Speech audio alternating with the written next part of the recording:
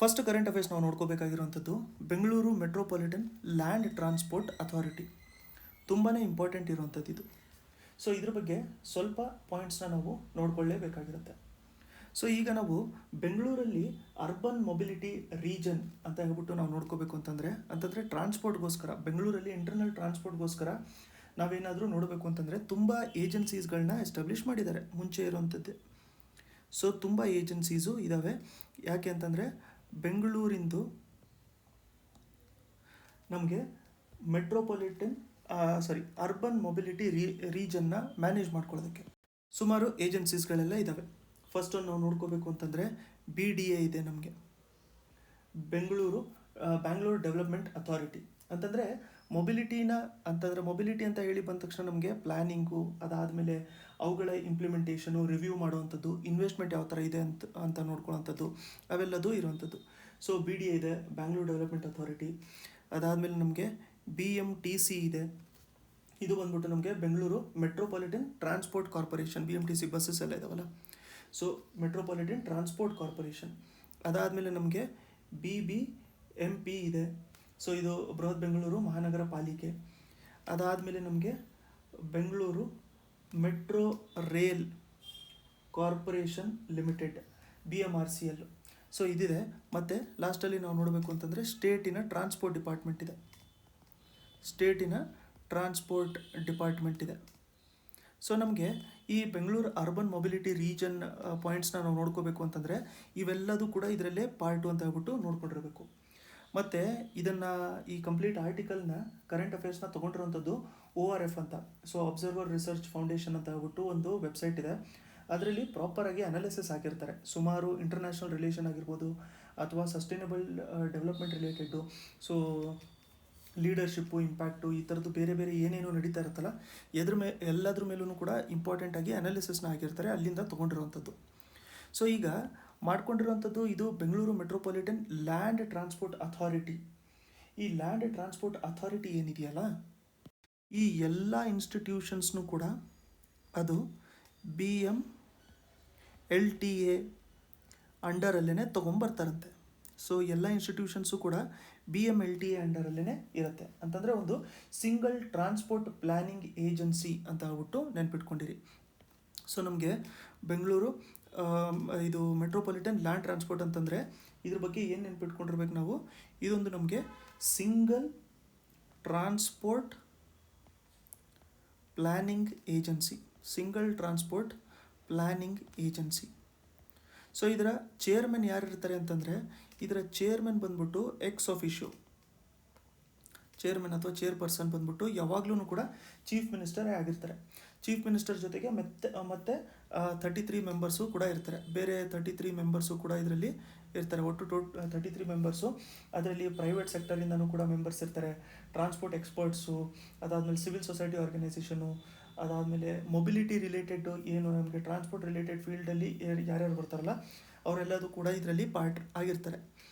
ಅದಾದಮೇಲೆ ಇದರ CEO ಯಾರಾಗಿರ್ತಾರೆ ಅಂತ ನಾವು ನೋಡ್ಕೋಬೇಕು ಅಂತಂದರೆ directorate of urban land transport commissioner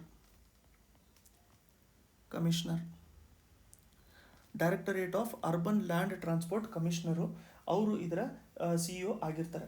so ಈ ಅಥಾರಿಟಿ ಎಷ್ಟು ಸರಿ ಮೀಟ್ ಆಗುತ್ತೆ ಅಂತಂದರೆ 2 per year ಮೀಟಿಂಗ್ ಆಗುತ್ತೆ ಇದ್ರದ್ದು. ಸೊ ಈ ಮೀಟಿಂಗ್ ಬಂದ್ಬಿಟ್ಟು ವರ್ಷಕ್ಕೆ 2 ಸರಿ ಆಗ್ತಾ ಇರುತ್ತೆ. ಸೊ ಇದರಲ್ಲಿ ಏನು ಮಾಡಿರ್ತಾರೆ ಅಂತಂದರೆ ಲ್ಯಾಂಡ್ ಯೂಸ್ ಯಾವ ಥರ ಮಾಡ್ತಾ ಇರಬೇಕು ಅಂತಂದರೆ, ಇವಾಗ ಟ್ರಾಫಿಕ್ಕು ಅಥವಾ ಕಂಜೆಷನು ತುಂಬ ಜಾಸ್ತಿ ಇರೋಂಥದ್ರಿಂದ ಬೆಂಗಳೂರು ರೀಜನಲ್ಲಿ, ಸೊ ಅದನ್ನು ಪ್ರಾಪರಾಗಿ ಹ್ಯಾಂಡಲ್ ಮಾಡ್ಕೋಬೇಕು ಅಂತಂದರೆ ಒಂದು ಕೋಆರ್ಡಿನೇಟಿಂಗ್ ಅಥಾರಿಟಿ ಬೇಕಾಗಿರುತ್ತೆ. ಸೊ ಈ ಕೋಆರ್ಡಿನೇಷನಲ್ಲಿ ನಮಗೆ ಪ್ರಾಬ್ಲಮ್ ಇರೋವಂಥದ್ದು ಏನು ಅಂತಂದರೆ, ಕರ್ನಾಟಕದಲ್ಲಿ ಈಗ ಎಕ್ಸಾಂಪಲ್ಲು ನಮಗೆ ಬೆಸ್ಕಾಮ್ ಇದೆ ಅಂತ ಅಂದ್ಕೊಳ್ಳಿ. ಸೊ ಬೆಸ್ಕಾಮ್ ಅವರು ಎಲೆಕ್ಟ್ರಿಸಿಟಿ ಲೈನ್ಸ್ ಎಲ್ಲ ಆಗ್ತಿರೋಂಥ ಟೈಮಲ್ಲಿ ಇವರು ತೆಗ್ದಿರ್ತಾರೆ. ಸೊ ಅದಾದಮೇಲೆ ಮತ್ತೆ ನಮಗೆ ಬೇರೆ ಡಿಪಾರ್ಟ್ಮೆಂಟಿಂದ ರೋಡ್ ಮಾಡಿರ್ತಾರೆ. ಸೊ ಈಗ ಎಕ್ಸಾಂಪಲ್ BBMP ಅಂತ ಹೇಳ್ಬಿಟ್ಟು ಅಂದ್ಕೊಂಡಿರಿ. ಸೊ ಇವರು ರೋಡ್ ಮಾಡಿರ್ತಾರೆ. ನೆಕ್ಸ್ಟ್ ನಮಗೆ BWSSB ಬರ್ತಾರೆ. ಅವ್ರೇನು ಮಾಡ್ತಾರೆ ಅಂತಂದರೆ ನೀರು ರಿಲೇಟೆಡ್ ಮತ್ತೆ ತೆಗ್ಗನ್ನ ತೋಡ್ತಾರೆ. ಸೊ ಇವ್ರೇನು ಹೇಳಿರ್ತಾರೆ ಅಂತಂದರೆ, ಇಲ್ಲ ಇವ್ರು ಫಿಲ್ಲಿಂಗ್ ಮಾಡಿದ್ರಾಗಲೇ ಇವ್ರು ಮತ್ತೆ ತೋಡಿರ್ತಾರೆ. ಸೊ ಈ ಥರದ್ದು ಕೋಆರ್ಡಿನೇಷನ್ ನಮ್ಮಲ್ಲಿ ಕರೆಕ್ಟಾಗಿ ಇಲ್ಲ. ಸೊ ಕರ್ನಾಟಕದಲ್ಲಿ ಎಸ್ಪೆಷಲಿ ಬೆಂಗಳೂರಲ್ಲಿ ಮ್ಯಾನೇಜ್ಮೆಂಟಲ್ಲಿ ಕೋಆರ್ಡಿನೇಷನ್ ಕರೆಕ್ಟ್ ಆಗಿಲ್ಲ. ಸೊ ಅದನ್ನು ಮ್ಯಾನೇಜ್ಮೆಂಟ್ ಮಾಡ್ಕೊಳ್ಳೋದಕ್ಕೋಸ್ಕರ ಅಂತ ಹೇಳ್ಬಿಟ್ಟು ಇಲ್ಲಿ ನಮಗೆ Bengaluru metropolitan land transport authority ತೊಗೊಂಬಂದಿದ್ದಾರೆ. ಸೊ ಅದೇನು ಅಂತಂದರೆ ಅರ್ಬನ್ ಲ್ಯಾಂಡ್ ಟ್ರಾನ್ಸ್ಪೋರ್ಟ್ ರಿಲೇಟೆಡ್ ಏನಿರುತ್ತಲ್ಲ, ಕಂಜೆಷನ್ ಏನು ಜಾಸ್ತಿ ಆಗಿದೆ ಅದ್ರ ರಿಲೇಟೆಡ್ಡು ಆಲ್ಮೋಸ್ಟ್ ಇರೋಂಥ ಎಲ್ಲ ಪ್ಲ್ಯಾಟ್ಫಾರ್ಮ್ಸು ಕೂಡ ಇದರಲ್ಲಿ ಕವರ್ ಮಾಡ್ಕೊಂಡಿರ್ತಾರೆ. ಅಂತಂದರೆ ರೆಗ್ಯುಲೇಷನ್ ಮಾಡುವಂಥದ್ದು, ಕೋಆರ್ಡಿನೇಷನ್ ತರುವಂಥದ್ದು, ಅರ್ಬನ್ ಟ್ರಾನ್ಸ್ಪೋರ್ಟ್ ರಿಲೇಟೆಡ್ ಇನ್ಫ್ರಾಸ್ಟ್ರಕ್ಚರ್ ನೋಡ್ಕೊಳ್ಳೋಂಥದ್ದು, ಟ್ರಾಫಿಕ್ ಮ್ಯಾನೇಜ್ಮೆಂಟ್ ಆಗಿರ್ಬೋದು, ಇಲ್ಲಾಂತ ಅದಕ್ಕೆ ಬೇಕಾಗಿರುವಂಥ ಸರ್ವಿಸಸ್ ಆಗಿರ್ಬೋದು, ಇವೆಲ್ಲದನ್ನೂ ಕೂಡ ನೋಡ್ಕೊಳ್ಳೋಂಥದ್ದು ನಮಗೆ Bengaluru metropolitan land transport authority. ತುಂಬಾ ಇಂಪಾರ್ಟೆಂಟು, ಈ ಸರಿ ಕೇಳೋವಂಥ ಚಾನ್ಸಸ್ ತುಂಬ ಜಾಸ್ತಿ ಇದೆ. ಯಾಕಂತಂದರೆ 2022 ಅಲ್ಲಿ ಇದು Bengaluru metropolitan land transport bill ಅಂತ ತೊಗೊಂಬಂದಿದ್ರು. So land transport authority bill 2022 ಅಂತ ಹೇಳ್ಬಿಟ್ಟು ತೊಗೊಂಬಂದಿದ್ರು. ಸೊ ಪ್ರಾಪರಾಗಿ ಅರ್ಬನ್ ಮೊಬಿಲಿಟಿ ರೀಜನ್ನು ಬೆಂಗಳೂರಲ್ಲಿ ಇಂಪ್ಲಿಮೆಂಟೇಷನ್ ಮಾಡ್ಕೊಳ್ಳೋದಕ್ಕೋಸ್ಕರ ಅಂತ ಹೇಳ್ಬಿಟ್ಟು ತೊಗೊಂಬಂದಿದ್ರು. ಸೊ ಅದರ ಅಂಡರಲ್ಲಿ ಆ ಬಿಲ್ನ ಪಾಸ್ ಮಾಡಿಬಿಟ್ಟು ಈ ಅಥಾರಿಟಿ ಮಾಡಿರುವಂಥದ್ದು. ಈ ಅಥಾರಿಟಿ ಇನ್ನೂ ಯಾಕೆ ಇಂಪಾರ್ಟೆಂಟು ಅಂತಂದರೆ ನೋಡಿ, ನಮಗೆ BDA, BMTC, BBMP, BMRCL ಇವೆಲ್ಲದೂ ಕೂಡ ಟೋಟಲ್ ಆಗಿ ಬರುವಂಥದ್ದೇ BMLTA ಅಂಡರಲ್ಲಿ. ಅದಕ್ಕೋಸ್ಕರ ಅದು ಇಂಪಾರ್ಟೆಂಟ್ ಆಗಿರುತ್ತೆ. ನೆಕ್ಸ್ಟ್ ನಮಗೆ 26th edition national youth festival. So ಇದು ಆರ್ಗನೈಸ್ ಆಗಿರೋಂಥದ್ದು ಎಲ್ಲಿ ಅಂತಂದರೆ ಲೊಕೇಶನ್ ನಮಗೆ ಹುಬ್ಬಳ್ಳಿಯಲ್ಲಿ. ಲೊಕೇಶನ್ ಬಂದ್ಬಿಟ್ಟು ನಮಗೆ ಹುಬ್ಬಳ್ಳಿಯಲ್ಲಿ ಇದು ಆರ್ಗನೈಸ್ ಮಾಡ್ಕೊಂಡಿದ್ದರು. ಅದಾದಮೇಲೆ PMA ಇದನ್ನು ಇನಾಗ್ರೇಟು ಕೂಡ ಮಾಡ್ಕೊಂಡಿರುವಂಥದ್ದು. PM ಇದನ್ನು ಇನಾಗ್ರೇಟ್ ಮಾಡ್ಕೊಂಡಿರುವಂಥದ್ದು. ಸೊ ಈ ನ್ಯಾಷನಲ್ ಯೂತ್ ಫೆಸ್ಟಿವಲ್ ಏನಿತ್ತಲ್ಲ 26th ಎಡಿಷನ್ನು, ಇದನ್ನು ಯಾವ ಮಿನಿಸ್ಟ್ರಿ ಕಂಡಕ್ಟ್ ಮಾಡಿತ್ತು ಅಂತಂದರೆ ಇದನ್ನು ministry of youth affairs and sports, ಇದು ಕೊಲಾಬ್ರೇಷನ್ನು ಕರ್ನಾಟಕ ಗೌರ್ಮೆಂಟ್ ಜೊತೆಗೆ. ಸೊ ಗೌರ್ಮೆಂಟ್ ಆಫ್ ಕರ್ನಾಟಕ ಜೊತೆಗೆ ಕೊಲಾಬ್ರೇಷನಲ್ಲಿ ಮಾಡ್ಕೊಂಡಿರುವಂಥದ್ದು. ಥೀಮ್ ಏನಿತ್ತು ಈ ಟೈಮಲ್ಲಿ ಅಂತಂದರೆ ವಿಕಸಿತ್ ಯುವ ವಿಕಸಿತ್ ಭಾರತ್. ವಿಕಸಿತ್ ಯುವ ವಿಕಸಿತ್ ಭಾರತ್. ಸೊ ಇದರಲ್ಲಿ ಏನು ಮಾಡಿರ್ತಾರೆ ಅಂತಂದರೆ ಈ ಥರ ಯೂತ್ ಫೆಸ್ಟಿವಲ್ಸಲ್ಲಿ ಸೊ ಯಂಗ್ ಲೀಡರ್ಸ್ ಏನಿರ್ತಾರೆ, ಇಲ್ಲಾಂತಂದರೆ ಬೇರೆ ಬೇರೆ ಫೀಲ್ಡಲ್ಲಿ ತುಂಬ ಹೆಸರು ಮಾಡ್ತಿರುವಂಥ ಯೂತ್ ಏನಿರ್ತಾರಲ್ಲ, ಅವ್ರನ್ನೆಲ್ಲರನ್ನೂ ಕೂಡ ಒಂದೇ ಪ್ಲ್ಯಾಟ್ಫಾರ್ಮಲ್ಲಿ ಕರೆದುಬಿಟ್ಟು ಅದರಲ್ಲಿ ಡಿಸ್ಕಷನ್ ಮಾಡ್ಕೊಳ್ಳೋವಂಥದ್ದು. ಒಂಥರ ಸ್ಟೂಡೆಂಟ್ ಸೆಂಟ್ರಿಕ್ ಗವರ್ನೆನ್ಸ್ ಆಗಿರ್ಬೋದು, ಡಿಜಿಟಲ್ ಇಂಡಿಯಾ ಆಗಿರ್ಬೋದು, ಇದ್ರ ರಿಲೇಟೆಡು ಒಂಥರ ಡಿಸ್ಕಷನ್ ಮಾಡ್ಕೊಳ್ಳೋವಂಥದ್ದು. ಬಟ್ ಇದರಲ್ಲಿ ಇಂಪಾರ್ಟೆಂಟ್ ಇರೋವಂಥದ್ದು ಏನು ಅಂತಂದರೆ ಈ 2023 ಎಡಿಷನ್ ಇದು. ಸೊ ಇವಾಗ ನಾವು ಜಾನ್ವರಿ 2023ಇಂದ 2023 ಕರೆಂಟ್ ಅಫೇರ್ಸ್ ಸ್ಟಾರ್ಟ್ ಮಾಡೋಂಗಾಗಿದೆ. ಸೊ ಇದನ್ನು ಕಂಡಕ್ಟ್ ಮಾಡಿರುವಂಥದ್ದು ಜಾನ್ವರಿಯಲ್ಲೇ 2023ಅಲ್ಲಿ. ಸೊ ಇದನ್ನು 2023 ಇರೋವಂಥದ್ದು ಏನಿದೆಯಲ್ಲ ಅದನ್ನು ಗ್ರೀನ್ ಫೆಸ್ಟಿವಲ್ ಅಂತ ಹೇಳ್ಬಿಟ್ಟು ಸೆಲೆಬ್ರೇಟ್ ಮಾಡಿದ್ದು. ಇದನ್ನು ಗ್ರೀನ್ ಫೆಸ್ಟಿವಲ್ ಅಂತ. ಸೊ ಗ್ರೀನ್ ಫೆಸ್ಟಿವಲಲ್ಲಿ ಇಲ್ಲಿ ಪರ್ಪಸ್ ಏನಾಗಿತ್ತು ಅಂತಂದರೆ ಇಲ್ಲಿ ಯೂಸ್ ಮಾಡಿರೋವಂಥದ್ದು ಕಟ್ಲರಿ ಆಗಿರ್ಬೋದು. ಅಂತಂದರೆ ಈ ಫೆಸ್ಟಿವಲಲ್ಲಿ ಯೂಸ್ ಮಾಡಿರೋಂಥದ್ದು ಕಟ್ಲರಿ, ನ್ಯಾಪ್ಕಿನ್ಸು ಇವೆಲ್ಲದೂ ಕೂಡ ಏನಿತ್ತು ಅಂತಂದರೆ ಒಂಥರ ಎನ್ವೈರ್ಮೆಂಟ್ ಫ್ರೆಂಡ್ಲಿ ಇರೋವಂಥದ್ದು ಇತ್ತಿದು. ಅಂತಂದರೆ ಮೆಡಲ್ಸು ಕೂಡ ಕೊಟ್ಟಿರೋವಂಥದ್ದು, ಸ್ಟೇಷ್ನರಿ ಐಟಮ್ಸು ಕೂಡ ಏನು ಯೂಸ್ ಮಾಡಿದ್ರಲ್ಲ ಅವೆಲ್ಲದೂ ಕೂಡ ರೀಯೂಸಬಲ್ ಮೆಟೀರಿಯಲ್ಸಿಂದನೇ ಮಾಡಿರುವಂಥದ್ದು. ಅದರ ಜೊತೆಗೆ ಒಂದು ಯೋಗಾಥಾನ್ ಅಂತ ಹೇಳ್ಬಿಟ್ಟು ಆರ್ಗನೈಸ್ ಮಾಡಿದರು, ಯೋಗಾಥಾನ್ ಅಂತ. ಸೊ ಯೋಗಾಥಾನ್ನು ಅದನ್ನು January 15th ಪ್ಲ್ಯಾನ್ ಮಾಡಿದ್ರು ಅದನ್ನು. ಸೊ ಎಲ್ಲ 31 ಡಿಸ್ಟ್ರಿಕ್ಟ್ಸಿಂದನೂ ಕೂಡ, ಕರ್ನಾಟಕದ 31 ಡಿಸ್ಟ್ರಿಕ್ಟ್ಸಿಂದನೂ ಕೂಡ ಇದರಲ್ಲಿ ಪಾರ್ಟಿಸಿಪೇಟ್ ಮಾಡ್ಕೊಂಡಿದ್ರು. ಸೊ ನಮಗೆ ಲೊಕೇಶನ್ ಇಂಪಾರ್ಟೆಂಟ್ ಆಗುತ್ತೆ, ಹುಬ್ಬಳ್ಳಿ ಅಂತ ಹೇಳ್ಬಿಟ್ಟು. ಥೀಮ್ ಇಂಪಾರ್ಟೆಂಟ್ ಆಗುತ್ತೆ, ವಿಕಸಿತ್ ಯುವ ವಿಕಸಿತ್ ಭಾರತ್ ಅಂತ. ಗ್ರೀನ್ ಫೆಸ್ಟಿವಲ್ ಒಂದು ಇಂಪಾರ್ಟೆಂಟ್ ಆಗಿರುತ್ತೆ. ನೆಕ್ಸ್ಟ್ ಇಂಪಾರ್ಟೆಂಟ್ ಇರುವಂಥದ್ದು ನಮಗೆ ಕಳಸಾ ಬಂಡೂರಿ ಪ್ರಾಜೆಕ್ಟು. ಸೊ ಇದೇನು ನಳ ಪ್ರಾಜೆಕ್ಟ್ ಏನಿದೆಯಲ್ಲ ಇದು ಇಂಪಾರ್ಟೆಂಟ್ ಆಗಿರುತ್ತೆ. ಯಾಕೆ ಅಂತಂದರೆ ಇದಕ್ಕೆ ಸೆಂಟರು ಅಪ್ರೂವಲ್ ಕೊಟ್ಟಿದೆ ಮಾಡ್ಕೊಳ್ಳೋದಕ್ಕೆ. ಸೆಂಟ್ರಲ್ ಗೌರ್ಮೆಂಟು ಅಪ್ರೂವಲ್ ಕೊಟ್ಟಿದೆ ಇದನ್ನು ಇಂಪ್ಲಿಮೆಂಟೇಷನ್ ಮಾಡ್ಕೊಳ್ಳೋದಕ್ಕೋಸ್ಕರ. ಸೊ ಇದರಲ್ಲಿ ಕಾನ್ಸೆಪ್ಟ್ ಏನಿದೆ ಅಂತಂದರೆ ಈ ಕಳಸಾ ಬಂಡೂರಿ ಪ್ರಾಜೆಕ್ಟಲ್ಲಿ ನಮಗೆ ಇಲ್ಲಿ ಮಲಪ್ರಭಾ ಏನು ಹರಿತಾ ಇರುತ್ತಲ್ಲ ಇಲ್ಲಿ, ಸೊ ಮಲಪ್ರಭಾ ಹರಿಯುವಂಥದ್ದು. ಸೊ ಇದು ಗೋವಾ ಎಂಟರ್ ಆದ ತಕ್ಷಣ ಇಲ್ಲಿ ನೋಡಿ, ಇಲ್ಲಿ ಗೋವಾ ಎಂಟರ್ ಆಗ್ತಾ ಇದೆಯಲ್ಲ, ಸೊ ಗೋವಾ ಎಂಟರ್ ಆದ ತಕ್ಷಣ ಇದನ್ನು ಮಹದಾಯಿ ಅಂತ ಹೇಳ್ಬಿಟ್ಟು ಕರೀತಾರೆ. ಸೊ ಮಹದಾಯಿ ಮತ್ತು ಮಲಪ್ರಭಾ ಒಂದೇ, ಹೆಸರು ಅಷ್ಟೇ ಚೇಂಜ್ ಆಗುತ್ತೆ ಸ್ಟೇಟ್ ಎಂಟರ್ ಆದ ತಕ್ಷಣ. ಸೊ ಇದು ಈಗ ನಮ್ಮಲ್ಲಿ ಇಲ್ಲಿ ನಮಗೆ ವಾಟರ್ ಲಾಸಸ್ ತುಂಬ ಜಾಸ್ತಿ ಇರೋದ್ರಿಂದ ಅಂತಂದರೆ ನಮಗೆ ಇಲ್ಲಿ ಫ್ಲಡ್ ರೀಜನ್ ಇವೆಲ್ಲ ಇರೋವಂಥದ್ದು. ಎಸ್ಪೆಷಲಿ ನಾವು ಇಲ್ಲಿ ನೋಡಬೇಕಾಗಿರೋಂಥ ಡಿಸ್ಟ್ರಿಕ್ಟ್ಸ್ ಯಾವುದಾದ್ರು ಅಂತಂದರೆ ಫಸ್ಟ್ ಒಂದು ಬೆಳಗಾವಿ, ಧಾರವಾಡ, ಅದಾದಮೇಲೆ ಬಾಗಲಕೋಟೆ ಮತ್ತು ಗದಗ. ಸೊ ಈ ಡಿಸ್ಟ್ರಿಕ್ಟ್ಸ್ಗಳಿಗೆ ನೀರು ಸಪ್ಲೈ ಮಾಡಬೇಕು ಅಂತ ಆಗ್ಬಿಟ್ಟು ಮಾಡ್ಕೊಂಡಿರೋಂಥ ಪ್ರಾಜೆಕ್ಟ್ ಇದು. ಸೊ ಇವೆಲ್ಲದೂ ಕೂಡ ಏರಿಡ್ ಡಿಸ್ಟ್ರಿಕ್ಟ್ಸು, ಏರಿಡ್ ರೀಜನ್ಸು. ನಮಗೆಲ್ಲರಿಗೂ ಗೊತ್ತಿರೋ ಹಾಗೆ. ಸೊ ಇದೆಲ್ಲದೂ ಕೂಡ ಏರಿಡ್ ರೀಜನ್ಸು ಅಂತಂದರೆ ವಾಟರ್ ಡೆಫಿಷಿಯನ್ಸಿ ಸ್ವಲ್ಪ ಜಾಸ್ತಿ ಇರೋಂಥದ್ದು. ಸೊ ಇದರಲ್ಲಿ ಏನು ಮಾಡ್ತಾ ಇರೋಂಥದ್ದು ಅಂತಂದರೆ, ಸೊ ಇಲ್ಲೇನು ನಮಗೆ ಮಲಪ್ರಭಾ ರಿವರ್ ಹರಿತಾ ಇದೆಯಲ್ಲ, ಸೊ ಇದರಿಂದ ನಮಗೆ 2 ಬ್ಯಾರೇಜಸ್ ಮಾಡ್ಕೋಬೇಕು ಅಂತ. ಒಂದು ಬಂಡೂರಿ ಹತ್ರ, ಇನ್ನೊಂದು ಕಳಸ ಪ್ರಾಜೆಕ್ಟ್ ಒಂದು, ಮತ್ತು ಬಂಡೂರಿ, ಆಯಿತಾ. ಸೊ ಇಲ್ಲಿ 2 ಬ್ಯಾರೇಜಸ್ಗಳು ಮಾಡ್ಕೋಬೇಕು ಅಂತ, ಒಂದು ನಮಗೆ ಸ್ಟೋರೇಜ್ಗಳು ಮಾಡ್ಕೋಬೇಕು ಅಂತ. ಸೊ ಈ ಸ್ಟೋರೇಜಿಂದ ಡ್ರಿಂಕಿಂಗ್ ವಾಟರ್ ಸಪ್ಲೈ ಮಾಡಬೇಕು ಅಂತ ಹೇಳ್ಬಿಟ್ಟು ಮಾಡ್ಕೊಂಡಿರೋಂಥ ಪ್ರಾಜೆಕ್ಟ್ ಇದು. ಸೊ ಇದರಲ್ಲಿ ಈ ಡಿಸ್ಪ್ಯೂಟಲ್ಲಿ ಇನ್ವಾಲ್ವ್ ಆಗಿರೋಂಥ ಸ್ಟೇಟ್ಸ್ಗಳು ಯಾವ್ದಾವ್ದಿದ್ದಾವೆ ಹೇಳಿ. ಇದರಲ್ಲಿ ಇರುವಂಥದ್ದು ನಮಗೆ ಕರ್ನಾಟಕ, ಮೋಸ್ಟ್ ಇಂಪಾರ್ಟೆಂಟ್ ಕರ್ನಾಟಕ ನಮಗೆ, ಅದಾದಮೇಲೆ ಗೋವಾ ಮತ್ತು ಮಹಾರಾಷ್ಟ್ರ. ಕರ್ನಾಟಕ, ಗೋವಾ ಮತ್ತು ಮಹಾರಾಷ್ಟ್ರ. ಸೊ ಈಗ ಈ ಪ್ರಾಜೆಕ್ಟ್ ಮಾಡ್ಕೋಬೇಕು ಅಂತ ಹೇಳ್ಬಿಟ್ಟು 1980s ನಾವು ಪ್ಲ್ಯಾನ್ ಮಾಡ್ಕೊತಾ ಇದ್ವಿ. ಬಟ್ ಈಗ ಏನಾಗಿತ್ತು ಅಂತಂದರೆ, ಈ ಪ್ರಾಜೆಕ್ಟ್ನ ಸ್ಟಾರ್ಟ್ ಮಾಡ್ಕೋಬೇಕು ಅಂತ ಹೇಳಿ ಇರೋಂಥ ಟೈಮಲ್ಲಿ ಡಿಸ್ಪ್ಯೂಟು ಸ್ಟಾರ್ಟ್ ಆಗೋಗ್ಬಿಟ್ಟಿತ್ತು. ಅಂತಂದರೆ ಕಳಸಾ ಬಂಡೂರಿ ಪ್ರಾಜೆಕ್ಟ್ನ ನಾವು ಸ್ಟಾರ್ಟ್ ಮಾಡಿರೋಂಥ ಟೈಮಲ್ಲಿ ಡಿಸ್ಪ್ಯೂಟ್ ಸ್ಟಾರ್ಟ್ ಆಗೋಯಿತು. ಸೊ ಇದರಲ್ಲಿ ಫಸ್ಟ್ ಒನ್ ಏನು ಮಾಡಿತ್ತು ಅಂತಂದರೆ, ಗೋವಾ ಸುಪ್ರೀಂ ಕೋರ್ಟಿಗೆ ಹೋಗಿತ್ತು. ಗೋವಾ ಮ್ಯಾಟರ್ನ ಎಲ್ಲಿಗೆ, ಸುಪ್ರೀಂ ಕೋರ್ಟಿಗೆ ತೊಗೊಂಡೋಗಿತ್ತು. ಯಾವಾಗ, 2006ಅಲ್ಲಿ ಸುಪ್ರೀಂ ಕೋರ್ಟಿಗೆ ತೊಗೊಂಡಿದ್ದಿತ್ತು. ಸೊ ಇದರಿಂದಾಗಿ ಸುಪ್ರೀಂ ಕೋರ್ಟ್ ಏನು ಮಾಡಿತ್ತು ಅಂತಂದರೆ, ಒಂದು ಮಹದಾಯಿ ವಾಟರ್ ಡಿಸ್ಪ್ಯೂಟ್ ಅಂತ ಒಂದು ಟ್ರಿಬ್ಯುನಲ್ ತೊಗೊಂಬಂತು. ಮಹದಾಯಿ ವಾಟರ್ ಡಿಸ್ಪ್ಯೂಟ್ ಅಂತ ಹೇಳ್ಬಿಟ್ಟು ಒಂದು ಟ್ರಿಬ್ಯುನಲ್ ತೊಗೊಂಬಂತು. ಸೊ ಈ ಟ್ರಿಬ್ಯುನಲ್ಲು ಯಾವಾಗ 2010 ನವಂಬರಲ್ಲಿ ಇದು ತೊಗೊಂಬಂದಿರೋವಂಥದ್ದು. ಸೊ ಇದೇನು ಮಾಡಿತ್ತು ಅಂತಂದರೆ, ತುಂಬ ಅನಲೈಸ್ ಮಾಡ್ಕೊಂಬಿಟ್ಟು ಯಾರ್ಯಾರಿಗೆ ಎಷ್ಟೆಷ್ಟು ಕೊಡಬೇಕು ಅಂತ ಹೇಳ್ಬಿಟ್ಟು, ಸೊ ಟ್ರಿಬ್ಯುನಲ್ಲು ಅಲೋಕೇಶನ್ ಮಾಡಿತ್ತು ನಮಗೆ. ಸೊ ನೆಕ್ಸ್ಟು 2018 ಅಂತ ಇಲ್ಲಿ ನೋಡ್ಕೊಂಡಿರ್ತೀನಿ. 2018 ಟ್ರಿಬ್ಯುನಲ್ಲು ಅಲೋಕೇಶನ್ ಕೊಟ್ಟಿತ್ತು. ಅಂದರೆ ಪ್ರತಿಯೊಂದು ಸ್ಟೇಟ್ಗೂ ಕೂಡ ಎಷ್ಟು ಹೋಗುತ್ತೆ ಅಂತ ಹೇಳ್ಬಿಟ್ಟು. ಮಹಾರಾಷ್ಟ್ರಕ್ಕೆ ಟ್ರಿಬ್ಯುನಲ್ ಕೊಟ್ಟಿರುವಂಥದ್ದು 1.33 TMC. ಕರ್ನಾಟಕಕ್ಕೆ ಕೊಟ್ಟಿರುವಂಥದ್ದು 13.42 TMC ನೀರು ಕರ್ನಾಟಕ ಕೊಟ್ಟಿರುವಂಥದ್ದು. ನೆಕ್ಸ್ಟ್ ಇನ್ನೊಂದು ಗೋವಾಗೆ ಈ ಅಲೋಕೇಶನಲ್ಲಿ 24 TMC ಕೊಟ್ಟಿರುವಂಥದ್ದು. ಸೊ ಈಗ ಕರ್ನಾಟಕದ ಶೇರು ಯಾವ ಥರ ಯೂಟಿಲೈಸ್ ಮಾಡ್ಕೋಬೇಕು ಅಂತ ಹೇಳ್ಬಿಟ್ಟು ಹೇಳಿದ್ದಾರೆ. ಸೊ ಇದರಲ್ಲಿ ಅಂತಂದರೆ ಈಗ 13.42 ಏನು TMC ನಮಗೆ ನೀರಿದೆಯಲ್ಲ, ಇದರಲ್ಲಿ ಏನು ಹೇಳಿರುವಂಥದ್ದು ಅಂತಂದರೆ 5.5 TMC ಇದನ್ನು ಡ್ರಿಂಕಿಂಗ್ ವಾಟರ್ಗೋಸ್ಕರ ನೀವು ಯೂಟಿಲೈಸ್ ಮಾಡ್ಕೊಂಡಿರಿ ಅಂತ ಹೇಳ್ಬಿಟ್ಟು. ನೆಕ್ಸ್ಟು 8.02 TMC ಇದನ್ನು ನೀವು ಹೈಡ್ರೋ ಎಲೆಕ್ಟ್ರಿಸಿಟಿ ಜನ್ರೇಷನ್ಗೋಸ್ಕರ ಯೂಟಿಲೈಸ್ ಮಾಡ್ಕೊತಾ ಇರಿ ಅಂತ ಹೇಳ್ಬಿಟ್ಟು, ಹೈಡ್ರೋ ಎಲೆಕ್ಟ್ರಿಸಿಟಿ ಜನ್ರೇಷನ್ಗೆ ಯೂಟಿಲೈಸ್ ಮಾಡ್ಕೊತಾ ಇರಿ ಅಂತ ಹೇಳ್ಬಿಟ್ಟು ಇದನ್ನು ಕೊಟ್ಟಿರುವಂಥದ್ದು. ಈಗ ಇದರಲ್ಲಿ ಇನ್ನೊಂದು ಏನು ಹೇಳಿತ್ತು ಅಂತಂದರೆ, ಇದು 5.5 TMC ಏನಿದೆಯಲ್ಲ, ಇದರಲ್ಲಿ ನೀವು 3.8 TMC ಇದನ್ನು ನೀವು ಮಲ್ಲಪ್ರಭಾ ಬೇಸಿನಿಗೆ ಡೈವರ್ಟ್ ಮಾಡ್ಕೊಳ್ಳಿ.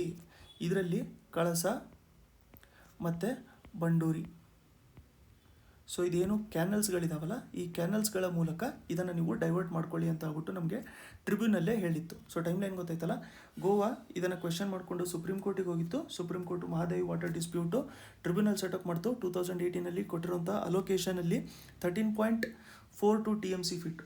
ಸೊ ಇಷ್ಟು ನೀರು ಕರ್ನಾಟಕಕ್ಕೆ ಕೊಟ್ಟಿತ್ತು.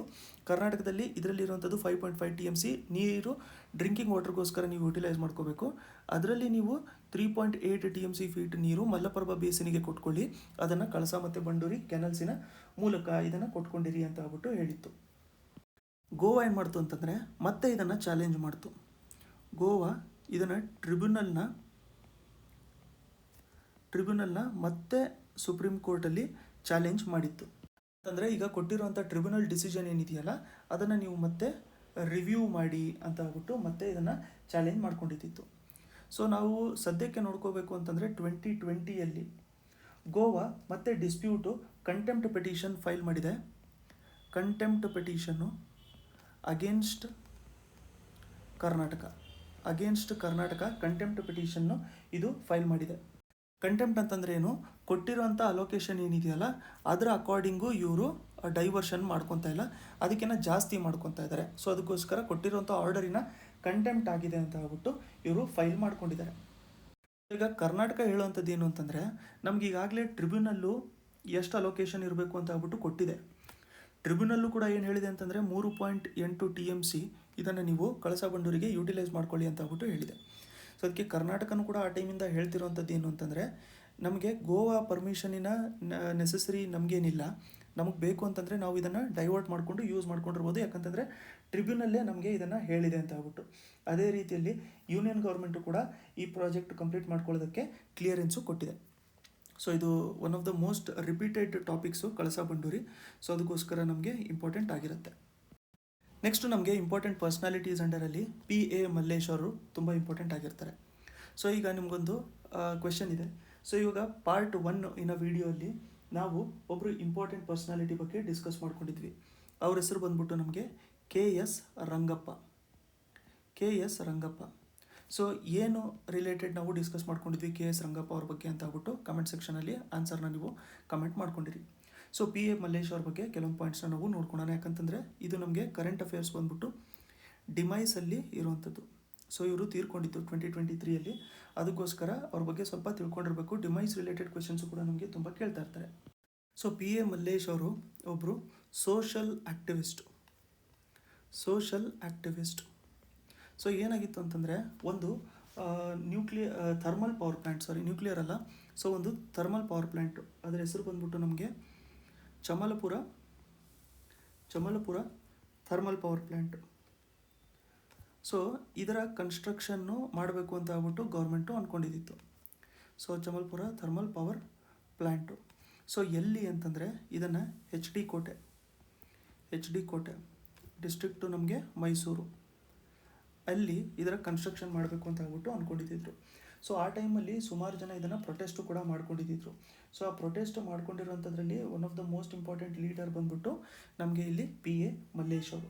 ಸೊ ಅದಕ್ಕೋಸ್ಕರ ನಮಗೆ ಇದು ಚಮಲ್ಪುರ ಏನು ಥರ್ಮಲ್ ಪವರ್ ಪ್ಲ್ಯಾಂಟ್ ಇದೆಯಲ್ಲ, ಅದು ಎಲ್ಲಿ ಬರುತ್ತೆ ಅಂತ ಹೇಳ್ಬಿಟ್ಟು ನಮಗೆ ತುಂಬ ಇಂಪಾರ್ಟೆಂಟ್ ಆಗಿರುತ್ತೆ.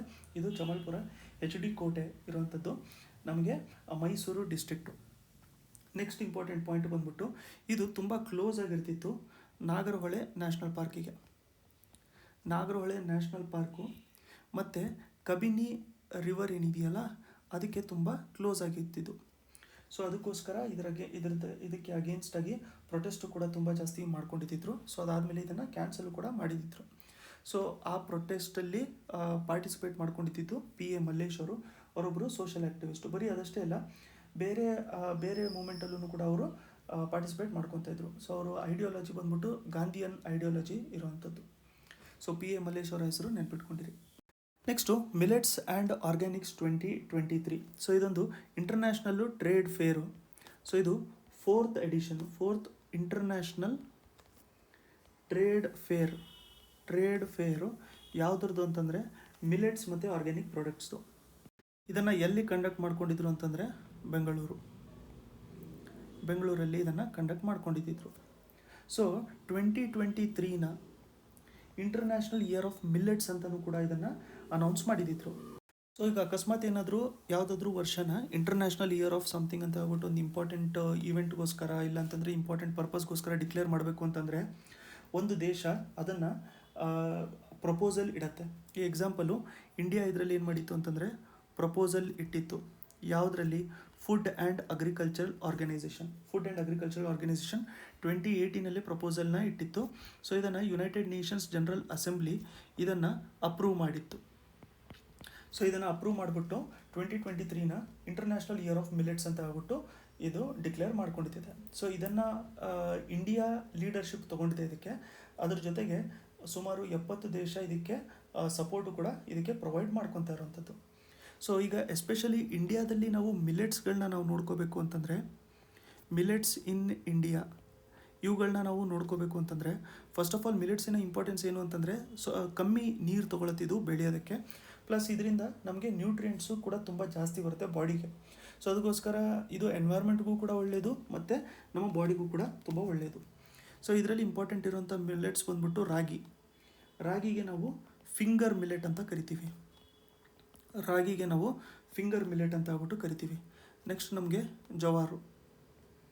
ಜವಾರು ಇದನ್ನು ಸೋರ್ಗಮ್. ನೆಕ್ಸ್ಟು ಸಾಮ ಇದನ್ನು ಲಿಟಲ್ ಮಿಲ್ಲೆಟ್ ಅಂತ ಕರಿತೀವಿ. ಇದು ಕೆಲವೊಂದು ಸರಿ ಪೇರಿಂಗಲ್ಲಿ ಕೇಳಿದ್ರು ಕೂಡ ಕೇಳ್ಬೋದು. ಸೊ ರಾಗಿ ಬಂದ್ಬಿಟ್ಟು ಫಿಂಗರ್ ಮಿಲ್ಲೆಟ್, ರಾಗಿನ ನಾವು ಲಿಟಲ್ ಮಿಲ್ಲೆಟ್ ಅಂತ ಹೇಳುವಂಥ ಚಾನ್ಸಸ್ ಇರುತ್ತೆ. ಸೊ ಅದಕ್ಕೋಸ್ಕರ ಮುಂಚೆನೇ ಒಂದು ಸರಿ ನೋಡ್ಕೊಂಡಿರೋಣ ಅಂತ.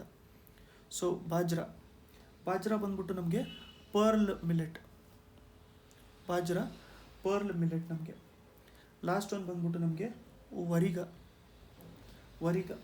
ವರಿಗ ಇದು ಬಂದ್ಬಿಟ್ಟು ನಮಗೆ ಪ್ರಾಸೋ ಮಿಲ್ಲೆಟ್. ನಮಗೆ ಪ್ರಾಸೋ ಮಿಲ್ಲೆಟು. ಸೊ ನಾವು ಮಿಲ್ಲೆಟ್ಸ್ಗಳ ಪ್ರೊಡಕ್ಷನ್ನ ನಾವು ನೋಡ್ಕೋಬೇಕು ಅಂತಂದರೆ ಇಂಡಸ್ ವ್ಯಾಲಿ ಸಿವಿಲೈಸೇಷನ್ ಇರೋಂಥ ಟೈಮಲ್ಲೂ ಕೂಡ ಇದನ್ನು ಬೆಳೀತಾಯಿದ್ರು. ಸೊ ಈಗ ನಾವು ನೋಡ್ಕೋಬೇಕು ಅಂತಂದರೆ ಸುಮಾರು ಆಲ್ಮೋಸ್ಟ್ ಎಲ್ಲ ದೇಶ ಅಂತ ಹೇಳ್ಬೋದು. ಸೊ ಈಗ ಪ್ರಾಪರ್ ನಂಬರ್ ಅಂತಂದರೆ 131 ಅಂತ ಎಲ್ಲ ಮೆನ್ಷನ್ ಮಾಡಿದರು. ಸೊ ಇದನ್ನು ಒಂದು ಆಲ್ಮೋಸ್ಟ್ ಎಲ್ಲ ದೇಶದಲ್ಲೂ ಕೂಡ ಬೆಳೀತಾರೆ ಅಂತ ಹೇಳ್ಬಿಟ್ಟು ನಾವು ಹೇಳ್ಬೋದು. ಸೊ ಲಾರ್ಜೆಸ್ಟ್ ಪ್ರೊಡ್ಯೂಸರ್ಸ್ ಯಾರ್ಯಾರು, ಮಿಲ್ಲೆಟಿನ ಲಾರ್ಜೆಸ್ಟ್ ಪ್ರೊಡ್ಯೂಸರ್ಸ್ ಯಾರ್ಯಾರು ಅಂತಂದರೆ ಇದರಲ್ಲಿ ನಮಗೆ ಇಂಡಿಯಾ, ನೈಜೇರಿಯಾ ಮತ್ತು ಚೈನಾ ಇವರೆಲ್ಲರೂ ಕೂಡ ಲಾರ್ಜೆಸ್ಟ್ ಪ್ರೊಡ್ಯೂಸರ್ಸು ಇಡೀ ವರ್ಲ್ಡಲ್ಲಿ. ಅಂತಂದರೆ ಆಲ್ಮೋಸ್ಟ್ 55% ವರ್ಲ್ಡಿನ ಮಿಲೆಟ್ ಪ್ರೊಡಕ್ಷನ್ ಏನಿದೆಯಲ್ಲ ಅವೆಲ್ಲದೂ ಕೂಡ ನಮಗೆ ಇಂಡಿಯಾ, ನೈಜೇರಿಯಾ ಮತ್ತು ಚೈನಾದಲ್ಲೇ ಆಗುವಂಥದ್ದು. ಸೊ ಇಂಡಿಯಾನೂ ಕೂಡ ಒನ್ ಆಫ್ ದ ಮೇಜರ್ ಪ್ರೊಡ್ಯೂಸರ್ಸೇ ಅದರಿಂದ ಅಂತ ಹೇಳ್ಬಿಟ್ಟು ನಮಗೆ ಗೊತ್ತಾಗಿರೋವಂಥದ್ದು. ಸೊ ಮಿಲೆಟ್ಸ್ ಎಲ್ಲದನ್ನೂ ಕೂಡ ನಾವು ಯಾವ ಥರ ಕ್ರಾಪ್ ಅಂತ ಹೇಳ್ಬಿಟ್ಟು ಕರಿಬೋದು, ಇವೆಲ್ಲದನ್ನೂ ಕೂಡ ನಾವು ಸೀರಿಯಲ್ಸ್ ಅಂತ ಹೇಳ್ಬಿಟ್ಟು ಕೂಡ ಕರಿಬೋದು. ಸೀರಿಯಲ್ ಕ್ರಾಪ್ಸ್, ಮಿಲೆಟ್ಸ್ನ ಸೀರಿಯಲ್ ಕ್ರಾಪ್ಸ್ ಅಂತಲೂ ಕೂಡ ನಾವು ಕರಿಬೋದು. ಇನ್ನೊಂದು ಸೀಸನ್ ರೀತಿಯಲ್ಲಿ ನಾವು ನೋಡಬೇಕು ಅಂತಂದರೆ ಮಿಲೆಟ್ಸ್ನ ನಾವು ಖರೀಫ್ ಕ್ರಾಪ್ಸ್ ಅಂಡರಲ್ಲಿ ಕ್ಯಾಟಗರೈಸ್ ಮಾಡ್ಕೊಂಡಿರ್ಬೋದು. So millets and organics 2023 conduct ಮಾಡಿದ್ದು ಬೆಂಗಳೂರಲ್ಲಿ. ಅದಾದಮೇಲೆ ಇದು 2023ನ ಇಂಟರ್ನ್ಯಾಷನಲ್ ಇಯರ್ ಆಫ್ ಮಿಲೆಟ್ಸ್ ಅಂತ ಹೇಳ್ಬಿಟ್ಟು ರೆಕಗ್ನೈಸ್ ಮಾಡ್ಕೊಂಡಿರುವಂಥದ್ದು ಯುನೈಟೆಡ್ ನೇಷನ್ ಜನರಲ್ ಅಸೆಂಬ್ಲಿ. ಅದಕ್ಕೆ ರೆಫರ್ ಮಾಡಿದ್ದು ಫುಡ್ ಆ್ಯಂಡ್ ಅಗ್ರಿಕಲ್ಚರ್ ಆರ್ಗನೈಸೇಷನ್. ಅದಕ್ಕೆ ಪ್ರಪೋಸಲ್ ಇಟ್ಟಿದ್ದು ಇಂಡಿಯಾ. ಈಗ ಸದ್ಯಕ್ಕೆ ಇಂಡಿಯಾನೇ ಇದರ ಲೀಡರ್ ಇದ್ದಿತ್ತು ಅಂತಾರೆ. 2023ರಲ್ಲಿ ಇದರಲ್ಲಿ ಇಂಡಿಯಾನೇ ಲೀಡರ್ಶಿಪ್ ತೊಗೊಂಡಿದ್ದು. So different type of millets ಕೂಡ ನಾವು ನೋಡ್ಕೊಂಡಿದ್ದೀವಿ. ಈಗ ಇದನ್ನು ಆರ್ಗನೈಸ್ ಯಾರು ಮಾಡಿದರು ಅನ್ನೋದು ನಮ್ಗೆ ಇಂಪಾರ್ಟೆಂಟ್ ಆಗುತ್ತೆ. ಸೊ ನಮಗೆ ಆರ್ಗನೈಸ್ ಮಾಡಿರುವಂಥದ್ದು ಡಿಪಾರ್ಟ್ಮೆಂಟ್ ಆಫ್ ಅಗ್ರಿಕಲ್ಚರ್, ಅದಂತೂ ನಮ್ಗೆ ಗೊತ್ತಿರುತ್ತೆ. ಡಿಪಾರ್ಟ್ಮೆಂಟ್ ಆಫ್ ಅಗ್ರಿಕಲ್ಚರ್ ಇರುತ್ತೆ. ಅದರ ಜೊತೆಗೆ KAPPEC ಅಂತ ಬರುತ್ತೆ. ಸೊ ಕರ್ನಾಟಕದ್ದೇ ಬಾಡಿ ಇದು. ಸೊ KAPPEC ಅಂತಂದ್ರೆ ಏನು, Karnataka state agriculture produce processing and export corporation. So ಈಗ KAPPEC, ಸೊ ಇವ್ರೇನು ಮಾಡ್ತಾರೆ ಅಂತಂದರೆ ಮೋಸ್ಟ್ ಇಂಪಾರ್ಟೆಂಟಾಗಿ ನಮಗೆ ಅಗ್ರಿಕಲ್ಚರಲ್ಲಿ ಆಬ್ಸ್ಟೆಕಲ್ಸು ಅಥವಾ ಚಾಲೆಂಜ್ ಇರೋವಂಥದ್ದು ಏನು ಅಂತಂದರೆ ಲೋ ಪ್ರೊಡಕ್ಟಿವಿಟಿ ಇದೆ, ಪರ್ ಯೂನಿಟ್ ಏರಿಯಾ ಪ್ರೊಡಕ್ಟಿವಿಟಿ ತುಂಬ ಕಮ್ಮಿ ಇದೆ. ಅದಾದಮೇಲೆ ಲ್ಯಾಂಡ್ ಹೋಲ್ಡಿಂಗ್ಸು ಕೂಡ ಸಿಕ್ಕಾಪಟ್ಟೆ ಬೇರೆ ಬೇರೆ ಕಡೆಗೆ ಡಿಸ್ಟ್ರಿಬ್ಯೂಟ್ ಆಗಿದೆ. ಮೋಸ್ಟ್ ಇಂಪಾರ್ಟೆಂಟ್ಲಿ ನಮಗೆ ಇನ್ಫ್ರಾಸ್ಟ್ರಕ್ಚರ್ ರಿಲೇಟೆಡ್ ಚಾಲೆಂಜಸ್ ಇದ್ದಾವೆ. ಸೊ ಅವನ್ನೆಲ್ಲದನ್ನೂ ಕೂಡ ಇದು ನಮಗೆ ಏನು ಪ್ರಾಬ್ಲಮ್ಸ್ ಇರೋವಂಥದ್ದು ಇದಾವಲ್ಲ, ಪ್ರೊಕ್ಯೂರ್ಮೆಂಟ್ ಸೆಂಟರ್ ಆಗಿರ್ಬೋದು, ಗ್ರೇಡಿಂಗು, ವಾಷಿಂಗು, ವ್ಯಾಕ್ಸಿಂಗು ಇವೆಲ್ಲದು, ಮತ್ತು ಇರೋಂಥ infrastructure related challenges, cold storage, intermediate cold storage, processing units, ಅವೆಲ್ಲದ್ರದ್ದು ರಿಲೇಟೆಡ್ಡು ಎಸ್ಟಾಬ್ಲಿಷ್ಮೆಂಟು, ಪ್ರಮೋಷನ್ ನೋಡ್ಕೊಳ್ಳೋವಂಥದ್ದು ನಮಗೆ Karnataka agriculture produce processing and export corporation. So ಇದು ನೋಡ್ಕೊತಿರುತ್ತೆ. ಸೊ ಇವರು ಸೇರಿಕೊಂಡು ಇದನ್ನು ಆರ್ಗನೈಸ್ ಮಾಡಿರೋವಂಥದ್ದು. ಈಗ ನಾವು 2023ನ ಇಯರ್ ಆಫ್ ಮಿಲೆಟ್ಸ್ ಅಂತ ಡಿಕ್ಲೇರ್ ಮಾಡಿದ್ರು ಅಂತ ನೋಡ್ಕೊಂಡಿದ್ವಿ. 2024ನ ಏನಂತ ಡಿಕ್ಲೇರ್ ಮಾಡಿದ್ದಾರೆ, 2024ನ ನಮಗೆ ಇಂಟರ್ನ್ಯಾಷನಲ್ ಇಯರ್ ಆಫ್ ಕ್ಯಾಮ್ಲೆಟ್ಸ್ ಅಂತ ಹೇಳ್ಬಿಟ್ಟು ಡಿಕ್ಲೇರ್ ಮಾಡಿರುವಂಥದ್ದು. ಇಂಟರ್ನ್ಯಾಷನಲ್ ಇಯರ್ ಆಫ್ ಕ್ಯಾಮೆಲಿಟ್ಸು ತುಂಬ ಇಂಪಾರ್ಟೆಂಟ್ ಇದು. So one of the definite questions ಅಂತಲೂ ಕೂಡ ನಾವು ಕರಿಬೋದು. ಯಾಕಂತಂದರೆ ಇಂಟರ್ನ್ಯಾಷನಲ್ ಇಯರ್ ಆಫ್ ಸಮಥಿಂಗ್ ಅಂತ ಹೇಳ್ಬಿಟ್ಟು ಸುಮಾರು ಸರಿ ಕೇಳ್ತಾ ಇರ್ತಾರೆ. ಸೊ ಇದನ್ನು ಯಾರು ಡಿಕ್ಲೇರ್ ಮಾಡಿರುವಂಥದ್ದು, ಅಗೇನ್ ಯುನೈಟೆಡ್ ನೇಷನ್ಸೇ ಡಿಕ್ಲೇರ್ ಮಾಡಿರುವಂಥದ್ದು. ರೆಫರ್ ಮಾಡಿರುವಂಥದ್ದು ಯಾರು ಅಂತಂದರೆ, ಇದನ್ನು ರೆಫರ್ ಮಾಡಿರುವಂಥದ್ದು again food and agriculture organisation ಅಂತ. ಸೊ ಈಗ ನಮಗೆ ಕ್ಯಾಮ್ಲೆಟ್ಸ್ ಅಂತಂದರೆ ಏನು, ಕ್ಯಾಮಲ್ ಅಂತ ಹೇಳ್ಬಿಟ್ಟು ಗೊತ್ತಾಗ್ತಾ ಇದೆ. ಸೊ ಕ್ಯಾಮ್ಲೆಟ್ಸ್ ಅಂತಂದರೆ ಏನು ಅಂತ ನೋಡ್ಕೊಳ್ಳೋಣ. ನೋಡಿ, ಕ್ಯಾಮ್ಲೆಟ್ಸ್ ಅಂತಂದರೆ ಕ್ಯಾಮಲ್ ಥರ ಇರೋವಂಥದ್ದು ಏನೇನು ನಮಗೆ ಸ್ಪೀಷೀಸ್ ಇದಾವಲ್ಲ ಅವನ್ನೆಲ್ಲದನ್ನೂ ನಾವು ಕ್ಯಾಮ್ಲೆಟ್ಸ್ ಅಂತ ಹೇಳ್ಬಿಟ್ಟು ಕರಿತೀವಿ. ಇಲ್ಲಿ ನೋಡಿ ವಿಕುನಾ ಆಗಿರ್ಬೋದು, ಇಲ್ಲಿ ನೋಡಿ ಗುನಾಕೋ, ಅದಾದಮೇಲೆ ಡ್ರೋಮ್ಡೇರಿ, ಅದಾದಮೇಲೆ ಬ್ಯಾಕ್ಟ್ರಿಯನ್ನು. ಇಲ್ಲಿ ನೋಡಿ 2 ಹಂಪಿದೆ ಇದಕ್ಕೆ. ಸೊ ಬ್ಯಾಕ್ಟ್ರಿಯನ್ನು ಇದು 2 ಹಂಪಿದೆ. ಅದಾದಮೇಲೆ ಲಾಮಾ, ಅದಾದಮೇಲೆ ಆಲ್ಪಾಕ ಇವೆಲ್ಲದನ್ನೂ ಕೂಡ ನಾವು ಕ್ಯಾಮ್ಲೆಟ್ಸ್ ಅಂತ ಹೇಳ್ಬಿಟ್ಟು ಕರಿತೀವಿ. ಸೊ ಇದನ್ನು ಯಾಕೆ ರೆಫರ್ ಮಾಡ್ಕೊಂಡಿರೋವಂಥದ್ದು ಅಂತಂದರೆ, ಸೊ ಸುಮಾರು ಜನರ ಲೈಫ್ ಅದನ್ನು ಇಂಪ್ಯಾಕ್ಟ್ ಮಾಡ್ತಾ ಇರುತ್ತೆ, ಹೌಸ್ ಹೋಲ್ಡ್ಗಳನ್ನ ಇಂಪ್ಯಾಕ್ಟ್ ಮಾಡ್ತಾ ಇರುತ್ತೆ. ವರ್ಲ್ಡ್ ಹೆಲ್ತ್ ಇದು ಫುಡ್ ಆ್ಯಂಡ್ ಅಗ್ರಿಕಲ್ಚರ್ ಆರ್ಗನೈಸೇಷನ್ ಪ್ರಕಾರ ಸುಮಾರು 90 ಕಂಟ್ರೀಸ್ಗಳ ಹೌಸ್ ಹೋಲ್ಡಲ್ಲಿ ಇದು ಡೈರೆಕ್ಟಾಗಿ ಅಫೆಕ್ಟ್ ಮಾಡ್ಕೊತಾ ಇರುತ್ತೆ. ಅದ್ರ ಜೊತೆಗೆ ಈ ಪ್ರಾಣಿಗಳೇನು ಅಂತಂದರೆ ಫುಡ್ ಸೆಕ್ಯೂರಿಟಿ, ನ್ಯೂಟ್ರಿಷನು, ಎಕನಾಮಿಕ್ ಗ್ರೋತು ಅದರಲ್ಲೆಲ್ಲ ಸಿಕ್ಕಾಪಟ್ಟೆ ಜಾಸ್ತಿ ಕಾಂಟ್ರಿಬ್ಯೂಟು ಕೂಡ ಮಾಡ್ತಾ ಇರುತ್ತೆ. ಇಷ್ಟು ಕೆಲವೊಂದು ಇಂಪಾರ್ಟೆಂಟ್ ಪಾಯಿಂಟ್ಸ್ ಇದ್ದಾವೆ. ಈ ನಮಗೆ ಏನಿದು ವಿಕುನ, ಅದಾದಮೇಲೆ ಗುನಾಕೋ, ಡ್ರೋಮ್ ಡೈರಿ, ಅದಾದಮೇಲೆ ಬ್ಯಾಕ್ಟ್ರಿಯನು, ಲಾಮಾ, ಆಲ್ಪ್ಯಾಕೋ ಇವೆಲ್ಲದನ್ನೂ ಕೂಡ ನಮಗೆ which of the following is not camelid ಅಂತ ಹೇಳ್ಬಿಟ್ಟು ಕೂಡ ಕೇಳ್ಬೋದು. ಆ ಥರ ಕ್ವೆಶನು ಕೂಡ ಕೇಳ್ಬೋದು ನಮಗೆ environment and ecology related. So ಎಲ್ಲದು ನಾವು ನೋಡಬೇಕು ಅಂತಂದರೆ ಎಲ್ಲದು ಕೂಡ ನಮಗೆ ಹರ್ಬಿವೋರ್ಸ್ ಆಗಿರ್ತವೆ. ಸೊ ಅಪ್ಪರ್ ಲಿಪ್ಪು ಅದರದ್ದು ಸ್ಪ್ಲಿಟ್ ಆಗಿರ್ತವೆ. ನೆಕ್ಕು ತುಂಬ ಉದ್ದ ಇದ್ದಾವೆ ನೋಡಿ, ನೆಕ್ಕು ತುಂಬ ಉದ್ದ ಇದ್ದಾವೆ, ಹೆಡ್ಡು ತುಂಬ ಚಿಕ್ಕದಿದೆ. ಸೊ ನಾವು ಪ್ರತಿಯೊಂದು ಸ್ಪೀಷೀಸಲ್ಲಿ ನೋಡಬೇಕು ಅಂತಂದರೆ ಇಲ್ಲಿ ನೆಕ್ಕು ತುಂಬ ಉದ್ದ ಇದ್ದಾವೆ, ಹೆಡ್ಡು ಚಿಕ್ಕದಿದೆ. ಸೊ ಲೆಗ್ಸು ತುಂಬ ಉದ್ದ ಇದ್ದಾವೆ, ಪ್ಲಸ್ ಪ್ಯಾಡೆಡ್ ಫೀಟ್ ಅಂತ ಹೇಳ್ಬಿಟ್ಟು ಕರೀತಾರೆ ಅದಕ್ಕೆ. ಸೊ ಅದಕ್ಕೆ ನಡೆಯೋದಕ್ಕೆ ಈ ಡೆಸರ್ಟ್ ರೀಜನಲ್ಲೆಲ್ಲ ನಡೆಯೋದಕ್ಕೆ ತುಂಬ ಹೆಲ್ಪ್ಫುಲ್ ಆಗಿರುತ್ತೆ. ಸೊ ಟೋಸು ಎರಡೇ ಇರ್ತಾವಂತೆ. But all but camels are native to Andes ಅಂತಂದರೆ ಕ್ಯಾಮಲ್ಸ್ಗಳನ್ನ ಬಿಟ್ಬಿಟ್ಟು ಮಿಕ್ಕಿದ ಎಲ್ಲದೂ ಇದಾವಲ್ಲ ಅವೆಲ್ಲದು ನಮಗೆ ಆ್ಯಂಡೀಸಿಂದನೇ ಅವು ಒರಿಜಿನ್ ಆಗಿರೋವಂಥದ್ದು ಅಂತ. ಸೊ ಸೋಷಲ್ ಅನಿಮಲ್ಲು ಅಂತಂದರೆ ಹರ್ಡ್ಸಲ್ಲಿ ಜಾಸ್ತಿ ಇರ್ತವೆ, ಮತ್ತು ಉಗಿತವಂಥದ್ದು ಜಾಸ್ತಿ, ಮತ್ತು ಕಮ್ಮಿ ನೀರು ಮೇಲೆ ಸರ್ವೈವ್ ಮಾಡ್ತಾ ಇರ್ತವೆ. ಸೊ ಇಷ್ಟು ನಮ್ಗೆ ಇಂಪಾರ್ಟೆಂಟ್ ಆಗಿರುತ್ತೆ. ನಮ್ಗೆ ಮೋಸ್ಟ್ಲಿ ಏನು ಅಂತಂದರೆ ಡೈರೆಕ್ಟಾಗಿ ಕೇಳುವಂಥ ಪಾಸಿಬಿಲಿಟಿ ಬಂದ್ಬಿಟ್ಟು ಇಂಟರ್ನ್ಯಾಷನಲ್ ಇಯರ್ ಆಫ್ 2024ನ ಇಂಟರ್ನ್ಯಾಷನಲ್ ಇಯರ್ ಆಫ್ ವಾಟ್ ಅಂತ ಹೇಳ್ಬಿಟ್ಟು ಡಿಕ್ಲೇರ್ ಮಾಡಿದ್ದಾರೆ ಅಂತ ಹೇಳ್ಬಿಟ್ಟು ಕೇಳ್ಬೋದು. ಸೊ ಆ ಟೈಮಲ್ಲಿ ನಮಗೆ ಆನ್ಸರ್ ಡೈರೆಕ್ಟಾಗಿ ಕ್ಯಾಮ್ಲೆಟ್ಸ್ ಆಗುತ್ತೆ. ಅದ್ರ ಮೇಲೆ ಅಡಿಷ್ನಲ್ ಕ್ವೆಶನ್ಸ್ ಕೇಳಿದ್ರೂ ಕೂಡ ನಾವು ರೆಡಿ ಆಗಿರೋದಕ್ಕೆ ನಾವು ಇದನ್ನು ಡಿಸ್ಕಷನ್ ಮಾಡ್ಕೊಂಡಿರೋವಂಥದ್ದು. ನೆಕ್ಸ್ಟ್ ಇಂಪಾರ್ಟೆಂಟ್ ನಮಗೆ ಬಂಜಾರಾಸು. ಸೊ ಏನು ಮಾಡಿದರು ಅಂತಂದರೆ ಪ್ರೈಮ್ ಮಿನಿಸ್ಟರು ಕರ್ನಾಟಕ ವಿಸಿಟ್ ಮಾಡ್ಕೊಂಡಿರ್ಬೇಕಾದ್ರೆ ನಾರ್ದನ್ ಕರ್ನಾಟಕದಲ್ಲಿ ಇರೋವಂಥ ಲಂಬಾಣೀಸ್ ಏನಿದಾರಲ್ಲ, ಸೊ ಲಂಬಾಣೀಸ್ಗೆ ಇವರು ಹಕ್ಕುಪತ್ರ ಅಂತಂದರೆ ಟೈಟಲ್ ಡೀಡ್ಸು ಅದನ್ನು ಡಿಸ್ಟ್ರಿಬ್ಯೂಟ್ ಮಾಡಿದರು, ಹಕ್ಕುಪತ್ರನ ಡಿಸ್ಟ್ರಿಬ್ಯೂಟ್ ಮಾಡಿದರು. ಸೊ ಎಲ್ಲಿ ಡಿಸ್ಟ್ರಿಬ್ಯೂಟ್ ಮಾಡ್ಕೊಂಡಿದ್ರು ಅಂತಂದರೆ ಇದನ್ನು ಕಲಬುರ್ಗಿ ಡಿಸ್ಟ್ರಿಕ್ಟಲ್ಲಿ ಪ್ರೈಮ್ ಮಿನಿಸ್ಟರ್ ಇದನ್ನು ಡಿಸ್ಟ್ರಿಬ್ಯೂಟ್ ಮಾಡ್ಕೊಂಡಿರುವಂಥದ್ದು. ಸೊ ಹಕ್ಕುಪತ್ರ ಅಂತಂದರೆ ಏನು, ನಮಗೆ ಒಂಥರ ಕ್ಲೇಮ್ ಲೆಟರ್ ಇದ್ದಂಗೆ, ಅಂತಂದರೆ ಟೈಟಲ್ ಡೀಡ್ಸ್ ಏನಿರುತ್ತಲ್ಲ ಸೊ ಅದು ಕೊಟ್ಟಿರುವಂಥದ್ದು. ಈಗ ಟೈಟಲ್ ಡೀಡ್ಸ್ ಕೊಟ್ಟರೆ ಬೆನಿಫಿಟ್ ಏನಾಗುತ್ತೆ ಅಂತಂದರೆ ಸುಮಾರು 50,000 ಮೆಂಬರ್ಸಿಗೇನೋ ಡಿಸ್ಟ್ರಿಬ್ಯೂಟ್ ಮಾಡಿದ್ರು ಅಂತ ಹೇಳ್ತಾಯಿದ್ರು. ಸೊ ಅದಕ್ಕೆ ಇದರಲ್ಲಿ ಟೈಟಲ್ ಡೀಡ್ಸ್ ಕೊಡೋದ್ರಿಂದ ನಮಗೆ ಬೆನಿಫಿಟ್ ಏನಿರುತ್ತೆ ಅಂತಂದರೆ purchase and sale of land ಇದಕ್ಕೆ ಹೆಲ್ಪ್ ಆಗುತ್ತೆ. ಅಂತಂದರೆ ಅವ್ರದ್ದೇ ಅದರದ್ದು ಟೈಟಲ್ ಇರುತ್ತಲ್ಲ, ಸೊ ಅದಕ್ಕೋಸ್ಕರ ಪರ್ಚೇಸ್ ಮತ್ತು ಸೇಲ್ ಮಾಡ್ಕೊಳ್ಳೋದಕ್ಕೆ ಇಂಪಾರ್ಟೆಂಟ್ ಆಗುತ್ತೆ. ಅದ್ರ ಜೊತೆಗೆ ಈಗ ಬ್ಯಾಂಕಿಗೆ ಹೋದರೆ ಬ್ಯಾಂಕಿಂದ ಬೆನಿಫಿಟ್ಸು ಕೂಡ ಸಿಗ್ತಾ ಇರುತ್ತೆ. ಅಂತಂದರೆ ಅದನ್ನು ಅಡ ಇಟ್ಬಿಟ್ಟು ಎಕ್ಸಾಂಪಲ್ಲು ಲೋನ್ ಏನಾದ್ರು ತೊಗೋಬೇಕು, ಬೇರೆ ಬಿಸ್ನೆಸ್ ಏನಾದ್ರು ಮಾಡಬೇಕು ಅಂತಂದರೆ ಅದಕ್ಕೂ ಕೂಡ ಹೆಲ್ಪ್ ಆಗ್ತಾ ಇರುತ್ತೆ. ಅಂತಂದರೆ ಬ್ಯಾಂಕಿಂದ ಬೆನಿಫಿಟ್ಸು ಕೂಡ ಬರ್ತಾ ಇರುತ್ತೆ. ಸೊ ಥೌಸಂಡ್ಸು ನಮಗೆ ಇಲ್ಲಿ ಲಂಬಾಣೀಸು ರಿಸೈಡ್ ಮಾಡ್ಕೊಳ್ಳೋವಂಥದ್ದು ಹ್ಯಾಬಿಟ್ಯಾಟ್ಸ್ಗಳಿಗೆ ನಾವು ತಾಂಡಾಸ್ ಅಂತ ಹೇಳ್ಬಿಟ್ಟು ಕರಿತೀವಿ. ಅಂತಂದರೆ ಲಂಬಾಣಿ ಹ್ಯಾಮ್ಲೆಟ್ಸ್ ಅಂತ ಹೇಳ್ಬಿಟ್ಟು ಕರೀತಾರೆ. ಸೊ ಕಲಬುರ್ಗಿ, ಬೀದರು, ಯಾದಗಿರಿ, ರಾಯಚೂರು, ವಿಜಯಪುರ, ಸೊ ಈ ಡಿಸ್ಟ್ರಿಕ್ಸಲ್ಲಿ ಇರುವಂಥದ್ದಕ್ಕೆ ನಮಗೆ ಏನು ತಾಂಡಾಸ್ ಏನಿರ್ತಾರಲ್ಲ ಅದ್ರ ರಿಲೇಟೆಡ್ಡು ಹಕ್ಕುಪತ್ರಗಳನ್ನ ಇದರಲ್ಲಿ ಡಿಸ್ಟ್ರಿಬ್ಯೂಟ್ ಮಾಡ್ಕೊಂಡಿದ್ರು ಪ್ರೈಮ್ ಮಿನಿಸ್ಟರೇ. ಈಗ ನಾವು ಬಂಜಾರಾಸ್ ರಿಲೇಟೆಡ್ ಅಂತಂದರೆ ಲಂಬಾಣಿ ರಿಲೇಟೆಡ್ಡು ನಮಗೆ ಕೆಲವೊಂದು ಪಾಯಿಂಟ್ಸ್ನ ನಾವು ನೋಡ್ಕೋಬೇಕು ಅಂತಂದರೆ ಬೇರೆ ಏನು ಹೆಸರಿದ್ದಾವೆ. ಸೊ ಲಂಬಾಡಿ ಅಂತಲೂ ಕೂಡ ಕರೀತಾರೆ, ಅದಾದಮೇಲೆ ಗೌರ್ ರಾಜ್ಪೂತ್ ಅಂತಲೂ ಕೂಡ ಕರೀತಾರೆ, ಅದಾದಮೇಲೆ ಲಬಾಣ ಅಂತಲೂ ಕೂಡ ಕರೀತಾರೆ. ಹಿಸ್ಟಾರಿಕಲಿ ನೋಡಬೇಕು ಅಂತಂದರೆ ಡೆರಿವೇಟಿವ್ಸು ರಾಜಸ್ಥಾನಿಂದು, ಅದರಲ್ಲಿ ಎಸ್ಪೆಷಲಿ ಮೇವಾಡ್ ರೀಜನ್ ರಾಜಸ್ಥಾನದಿಂದ ಡಿರೈವ್ ಆಗಿರುವಂಥದ್ದು. ಸೊ ಈ ವರ್ಡೇ ನಮಗೆ ಬಂಜಾರ ಅಂತ ಹೇಳ್ಬಿಟ್ಟು ಬಂದಿರೋಂಥ ವರ್ಡೇ ನಮಗೆ ಬನಿಯಾ ಅನ್ನೋ ವರ್ಡಿಂದ ಬಂದಿರುವಂಥದ್ದು. ಬನಿಯಾ ಅಂತಂದರೆ ನಮಗೇನಾಗುತ್ತೆ, ಟ್ರೇಡ್ ಮಾಡುವಂಥದ್ದು. Trade forest dwellers. ಸೊ ಆ ಥರ ನಾವು ಅದನ್ನು ಕರ್ಕೊಂಡಿರ್ಬೋದು. ಈಗ ಇದರಲ್ಲಿ ಇನ್ನೊಂದು ವರ್ಡ್ ಇರುವಂಥದ್ದು ನಮಗೆ ಇಲ್ಲಿ ಲಂಬಾಣಿ ಅಂತ ಹೇಳ್ಬಿಟ್ಟು ವರ್ಡ್ ಇರುವಂಥದ್ದು. ಸೊ ಇದು ಡಿರೈವ್ ಆಗಿರುವಂಥದ್ದು ನಮಗೆ ಲಬನ್ ಅಥವಾ ಇದನ್ನು ಲಬಾನ ಅಂತ ಹೇಳ್ಬಿಟ್ಟು. ಲಬಾನ ಅಂತಂದರೆ ನಮಗೇನಾಗುತ್ತೆ, ಸ್ಯಾನ್ಸ್ಕ್ರಿತ್ ವರ್ಡ್ ಇದು ಲವಾನ ಅಂತ, ಅದರ ಮೀನಿಂಗ್ ಬಂದ್ಬಿಟ್ಟು ಸಾಲ್ಟ್ ಅಂತ. So ಸಾಲ್ಟಿನ traders. ಬಂಜಾರ ಅವರ ಲ್ಯಾಂಗ್ವೇಜ್ ಬಂದ್ಬಿಟ್ಟು ನಮಗೆ ಅದಕ್ಕೆ ಏನಂತ ಕರೀತಾರೆ ಅಂತಂದರೆ ಕರ್ನಾಟಕದಲ್ಲಿ ಅದನ್ನು ಬನಿಜಗಾರು ಅಂತ ಹೇಳ್ಬಿಟ್ಟು ಕರೀತಾರೆ. ಸೊ ಇಷ್ಟು ನಮಗೆ ಇಂಪಾರ್ಟೆಂಟ್ ಆಗಿರ್ತಾರೆ.